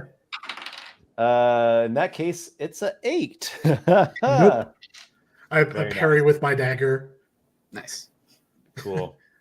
Okay, I'm so glad I updated that Yeah. extra hand of fate. It was confusing everybody before. Yep. Because people, I appreciate three different players tried to use it that way. They're like, I'm gonna use my hand of fate. And I'm like, well, what are you using it on? You have to do something to gain advantage. And I'm like, Yeah. it's misleading the way it's confusing. So Yep. so now it's either do it normally on your turn, or I actually burn like the that. hand of fate and Yeah, I think that's actually a really good, cool thing that can do. Is it my you turn? hear that, everybody out there? It's a cool, amazing thing that you can find get in the this prints. class in my upcoming. There's a link down in the video description. All right. Yes. So the next, the writer here is instructing the crab, and he tells the crab to get up there. Yeah, get up there, damn it! Yeah. And the crab starts climbing. Oh, And the crab climbs up to you. And then I do we have kick another him crab? like it's Sparta. Sparta. That would actually Crab be very moving fitting in the for your different terrain. class as well. Yeah, that's true. And Yeah. Well, they had a wonder. goblins. Okay, we have the goblin up here, and then we have the goblin riders. Oh man, I hope we hit level 2 at the end of this session. That would be. I think nice. I think if we finish this combat, we probably. I really hope so, because this is super deadly with as many enemies Yeah. that we're going to be facing. I think we can finish this combat this session. I think so. So long as Esper's down for it, I'm down. I want to finish it. I'm This loving this. goblin here. Oh, we've been going almost 3 hours and 30 minutes, so we'll see how long Yeah. we're going. That how much is more we can go. true. I'm let's- good. Shush, let's Vince. see. No, Vince, let's keep going. And the only reason I bring it up is because I was asked by That's my mom all to right. help her do Yeah, some let's stuff. see. So We might pause it. I'm trying to Yeah. figure out this goblin's action. What the hell is he doing? He Yeah. pulls out his scimitar. He's not a scimitar. He's a Yeah. damn coastal bluegill goblin. He pulls out a trident, and he attacks you with his trident. With dodge, That is, disadvantage. that is with disadvantage. Okay, so not a 19. Instead, it's a 12. That is a miss. He stabs out with. I his just want to say, goblin- if I was still playing my monk, I'd be dead. Like Yeah. super dead. Yeah. All right. Yeah. That I think is all the goblins. It's Now not- it's Adriel. This is my turn. I run up. Wait, so is the goblin dead? The The one that. goblin's dead, so the All right. crab is just kind of defending itself by things I will- that come close to it. All right, is it? Yeah, I'll just go up to the crab, and then I'll get as I'm running up, I like pull out my dagger, and with my main weapon, my first attack with my action, I'm going to use my short sword. So I'll attack it, and I should have flanking. I'm guessing. Do I get flanking? Okay, so you leap down again, you pull out your dagger, Yep. and you I'm- are flanking. Yeah, I'm going to attack it with my short sword first for my action, because that's Okay. it's the nice weapon. Oh no, well, I still might hit it. +2 to hit for flank. Oh, that's right. So 2, 4, 8. Oh, that's still very good. That's a 15. That is a hit. Ah, and a sneak attack. Yes. Get him, man. Get him. And I rolled terrible, but it's still pretty good. It's 7 damage. All right, that is a decent hit against the crab. And then with my bonus action, I will attack with my dagger. Yep. And I still have flanking. Terrible rolls. Oh my goodness. I wonder. It still might hit though because I'm proficient with daggers. So 2, 4, 8, 12. You stab ineffectively against crab shell. Oh well. Well, I got some damage out with my short sword. I'll take You it. did. Yeah. Let's go to Vapor, who has been defensive thus far. Oh, yeah. All right. Well, unless they're in range, Vapor's just going to keep doing what he was doing last turn. just keep the spell ready and Keep the Stormbolt ready. Okay. Stormbolt Don't- ready. And as soon as they come in the Don't range, die. That's the plan. Don't die. yeah, I can imagine kind of like just cinematically, like he's got Stormbolts on both fingers charged, and as soon as they come in, one of them's going off. All right. So you have the crackling lightning ready on your fingertips. Aygir, what are you doing? All right. So he can see that his newfound associates are fighting with these goblins. So he's going to run forward as far as 60 feet will get him without tripping. Do you not have any like cantrips? Or sorry, not as far as 60 feet. No, he'll run his full movement in the Right, hopes so that you it gets leap him down to within that 60 shelf, feet. and you leap down to that shelf. Okay, he won't actually go you quite see- that far. He will not go quite that far. He'll stay there. And during that movement, he will have pulled a pair of blacksmith tongs out from his smith's tools. And in an homage to the fact that they're close to the ocean side, will make like a mantis shrimp and clang them closed to shoot a storm bolt at, provided he can see it, that goblin. Yep, the one riding the crab, right? Yep. Go for it. Alrighty. So no metal armor on this one, though, right? No, they're wearing These are all crab chicken. chitin. Yeah. Okay. Sounds good. With a +5, that is an 18 to hit. Yes, sir. All right. We're looking at 8 damage, the maximum possible on a D8. That seems to be extremely painful for him, and he, wavers a bit in his crab saddle. It will heal. I picked the wrong day for fishing duty. He's still alive. He's a little bit tougher than the others, but you almost wiped him out there. Well, we'll see if he's alive when I kick him off here. When he hits the water. All right.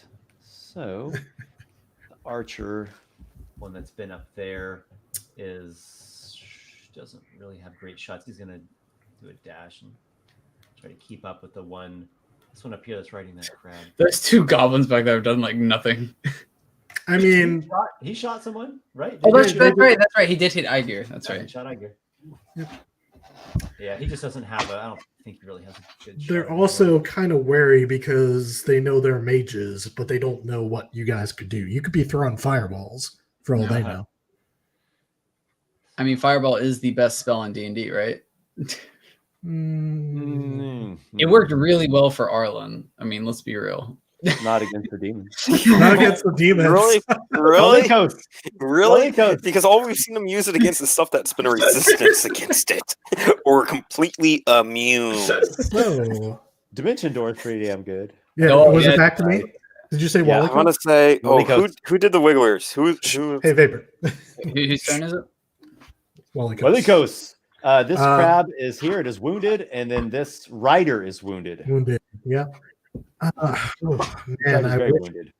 I wish I could just kick that guy off. Right, You you wanna go could. athletic You could do the shove, yeah. Problem is, I'm not good at athletics. I'm good at acrobatics. So Yeah. I'm gonna just try and kill this crab. That way, it sets up less, pain for me. Okay. And Pain for you. does a 12 hit the crab? You strike against its shell and do not hurt it. Wait. Which crab are you attacking? The one that. Oh, 14. Flanking. Yeah, flanking. I'm sorry. Flanking. Does a 14 hit the crab? Close, but still strikes against Oh. the shell. 15 is what we need. Okay, Yeah. yeah, that's what it is. Yeah, I'm pretty much done. I guess that's what I got. And now we have the crab will it's got two different foes here. The one that just struck it is going to pinch at. So Adriel, and the pincer is a 5, and it snaps and completely snaps nothing but air.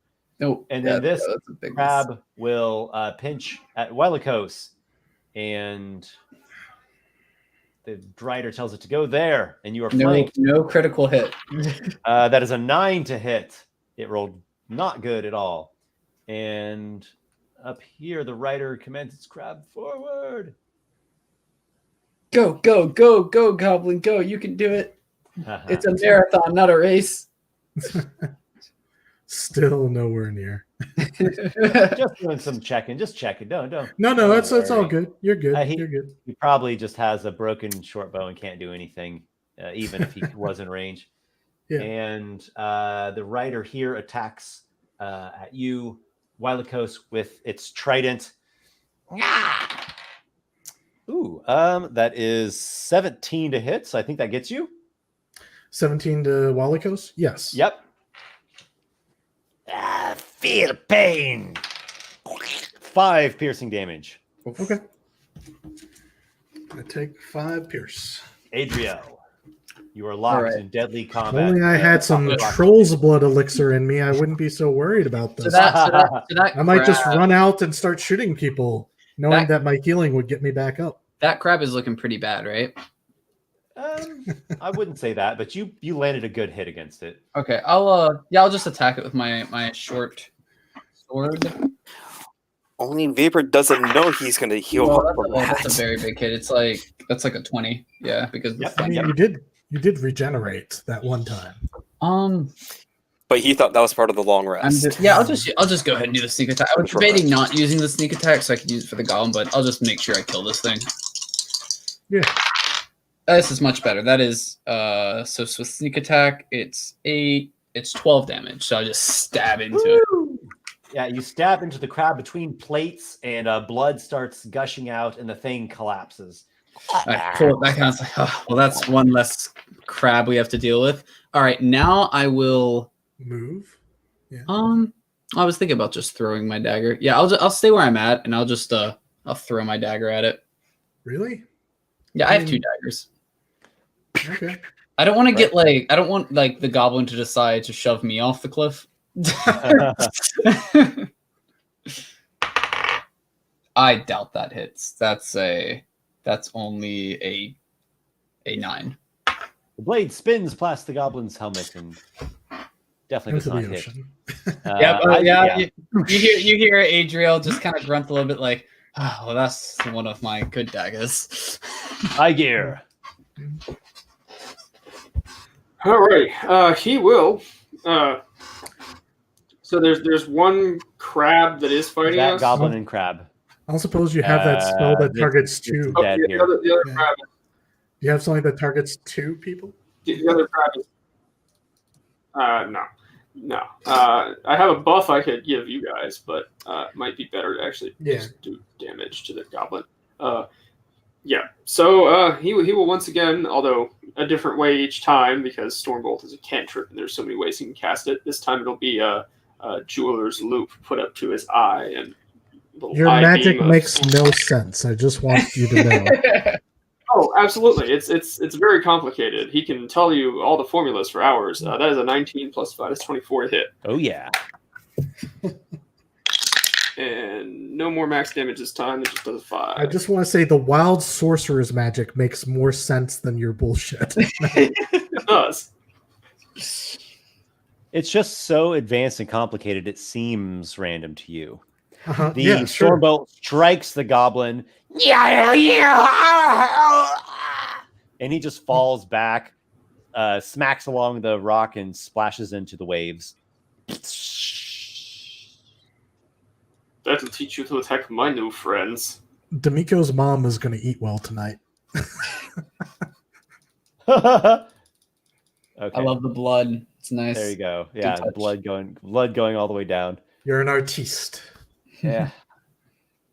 Just anything to add a little ambiance. I don't think there would be blood from lightning, because wouldn't it just be? Well, he hit the Alright. rock. I guess I should have put It's black wrong. for It's charred wrong. bits falling off of him. So you know those things they made back in the 70s where it's 2 little spikes connected to a power outlet and you stick a hot dog on it and it cooks it? It's basically like that. So you get little stuff bubbling out of his eyes. And yeah. I mean, he does hit the rock on the way down, too. To be fair. We are arguing over how much blood is coming out of a dead goblin. Yeah, D&D players. I don't think that there would be this much blood, guys. Come on. According to the section of Dungeon Master's Guide, actually, goblin blood is a slight ochre color, not red crimson, as you have been misled. Well, time right. to stab a deal. Well, you know what? It was magical goblin blood. Walykos, it is your turn. Oh, sweet. Time to kill this crab thing. Yeah. Come on, net 20. Nope, not net 20, but it is gonna hit because that's 23. Yes. All right, come on, max damage. Not max damage, 7 damage. As I said. Yeah, I'll take it. The crab does not enjoy that 7 damage at all. Nope. And it has been wounded, and it disengages from you, and it goes swimming off into the water. It has to make a climb check or it falls. It also has to, and also you can get a reaction attack on it. It fails the climb check, and it falls into the water. Yep. It disengaged, so I don't. Oh, it disengaged. Oh, sorry, Yes. I didn't hear that. Yep. What kind of damage would it be for falling 20 feet into the water? 1d6 maybe, or 1d10. What's falling damage in 5e? Usually it's d6 per 10 feet. Maybe I would just say half it. I would since say, yeah, I I'll would say half it. Yeah. Yeah, so d6. Maybe it dies, maybe it doesn't. Typically what I do when someone falls into water is I actually remove the first 2d6 of falling damage. We'll But in do this that. case, there's rocks sticking out, and it's kind of shallow water, so he probably hits some of the bottom, but it's sand, so I'll just do half damage. There's a dagger in there too. He might land on the dagger. 5 turns to 2 damage. The crab is definitely wounded. It's there in the water. It seems like it just wants to not die. It just wants to live. It just wants to live. Yeah, it just wants to live. All right, that was the crab, and This crab's gonna have a backstory now. Adventurers killed its family. Oh, it's goblin family, and it seeks We revenge. were enslaved by goblins long ago. And I was the only one to survive. Citizen Snips. Forward! Forward! Yeah! Okay. Well, Adriel, it is you. Oh, it's my turn. Okay. Well, all these things are dead. I guess I'll take the high ground. I'll move further up, and I'll try and shoot one of those goblins with my short bow. that's probably a good idea. Where did you want to move to?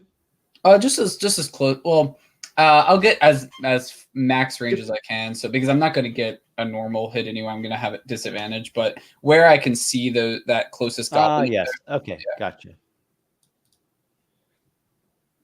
You're shooting And at if this goblin here. Yeah, quick question. If possible, would it be possible to move to that rock on the right so I can get Get half some cover? cover. Yeah. Yeah. So when I shoot it, I'll have cover from him. What's your speed? 35. Am I able to get there? 35.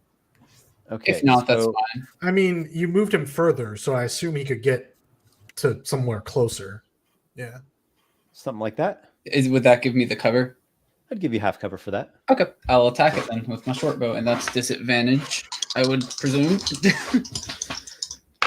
Yeah. Most certainly. Oh, I rolled a 19 on one of them. With the disadvantage, though, I get. Actually, I still might hit it. I got a 13. Nope. 13 No, does okay. not hit. All right. Well, that is my turn. Why did I do that? That was a shot. I was gonna say, oh, I got lightning arrows. Oh, boy. Whoops. Okay. Yeah, that's my- Vapor, you have been in a very defensive position. You've been holding on to a Stormbolt at the ready. Do you continue that? Yeah, how close are they to me? They look almost like they're within 6. They're still outside like 60, 90. I think. 115. Yeah. Okay. Yeah, he's just gonna hold his position for this round. Next round, he'll probably start moving because that's he can. The trolls. I mean, they're blood is starting coming. to course. Yeah, they're coming for you. Yeah, the troll blood is starting to kick in. I just imagine you're like heavy beat breathing, working yourself up this whole time, and then you just run out like guns blazing. Though, I mean, what you could do is you could just like peek out. Oh, wait, it's 60 feet on It's 60 Stormbolt. feet, so he has to wait. Yeah. Let them come one more turn to you, then you can run towards them shooting. Yeah, Aygir. All right, he is going to pull out his own short bow, go over there, stand next to Adriel, and say, "Hello, you have a good idea there. Mind if I join you? Perhaps your aim is better than mine today. Perhaps it might be. Let's return this," and he'll shoot the goblin arrow. And I have inspiration marked. Did we have inspiration from last session? Do we all? Is that how that happened? I think you got it. Oh wait, did we all get it? I thought we all. We all did. Yeah, We all did. got it. Everybody got it. So Yeah. he'll spend that to erase the man. disadvantage. Oh man, I forgot that we all got the inspiration. I would have used it on my short bow attack. I'll use it next round. So he'll Use it next turn. negate the disadvantage on that. Very well. Make a flat roll. Ooh, I like the look of that. That is to hit going to be a 21. Woo! That is a hit. Not a crit, but a hit. That Right. is a hit. Hey, Adriel gives you a nod that you shot the thing when he couldn't. You know, he recognizes skill when there's skill. Well, that'll actually do the maximum possible amount of damage. Oh boy! It'll do 8 damage.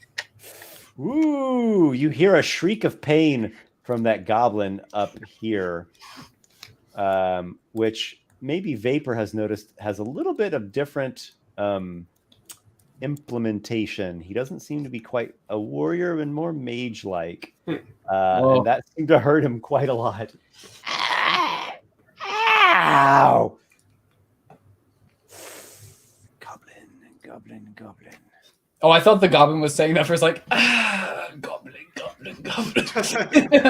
He did make the painful sound. I'm like, just thinking, like, what the hell is this goblin gonna do? you just all goblins just constantly think goblin. Goblin. That's how they got their name. They just repeated It's their just a name. sound that they make. Exactly, Yeah. exactly. They're like a Pokemon. They just say goblin. Goblins are the Pokemon of D&D. He starts coming this way, and then the one riding the crab up here says to him, It is hopeless. We have lost the beach. Flee! and they will flee, and he will go up here, and he'll do his goblin Aw, hide check man. thing in the vegetation. He's got a 26 hide, so he could be anywhere. Yeah, we're never gonna find him unless Nick goes charging in there, just blazing. You know. Wait, me? Oh, you mean Vapor? Yeah. Oh, Vapor. That's what I meant. I was gonna Walykos. say, yes, Adriel just like teleports with Dimension Door and like just starts swinging swords. Walykos. Well, I feel like what I would do is I'd let the crab go. I'd hop up and start pulling out my crossbow, but seeing that they're gone. No, one of I them probably- is still there. Oh, Right? one's still there. Mhm. I think so. All right. I'll use my advantage from the inspiration, and that way I only make a single shot trying to shoot him. 400 range on the crossbow, for the long range, of course. So Yep. that should be good enough. That's gonna miss though. I only rolled a 2 on the die, so what you gonna do? All right, you take a shot. It's a long shot, and doesn't make it. And the monster is wounded, and he doesn't like what's happening here. Should probably run.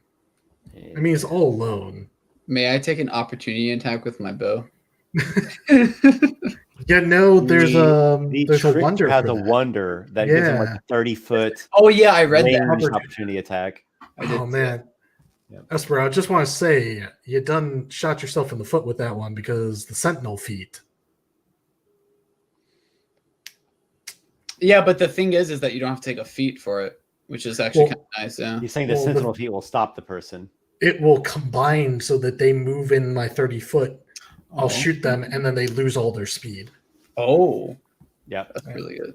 I look forward to playtesting that and seeing if it's so too strong. I don't think Well, it's too strong now. I'll let you know in 3 more You levels. do have to spend a bonus action to go into the stance, and you have to have your reaction available to make the opportunity attack. So you're burning out actions, and there's some situational stuff, but I think it will be highly effective and potent. So, quick Oh, yeah. thing, can we It seems like one of assume- those things that, like, when it works, it's really going to be effective. Quick thing, can we assume combat is over? Yes, you all have succeeded. These are fleeing the scene. They have been driven away, and the others have been either killed or driven away. Can And I you all have accrued a total of, I believe it's 2? 4 milestones. four? Four. Yes. Okay, we all level up. Yeah. All right. I would also like to investigate all Well the done. bodies of the goblin. I mean, let's be fair. The crabs were also combatants, so we faced 1, Right. 2, 3, 4, 5, 6, 7, 8, 9. We faced 9 enemies, one of which was a caster.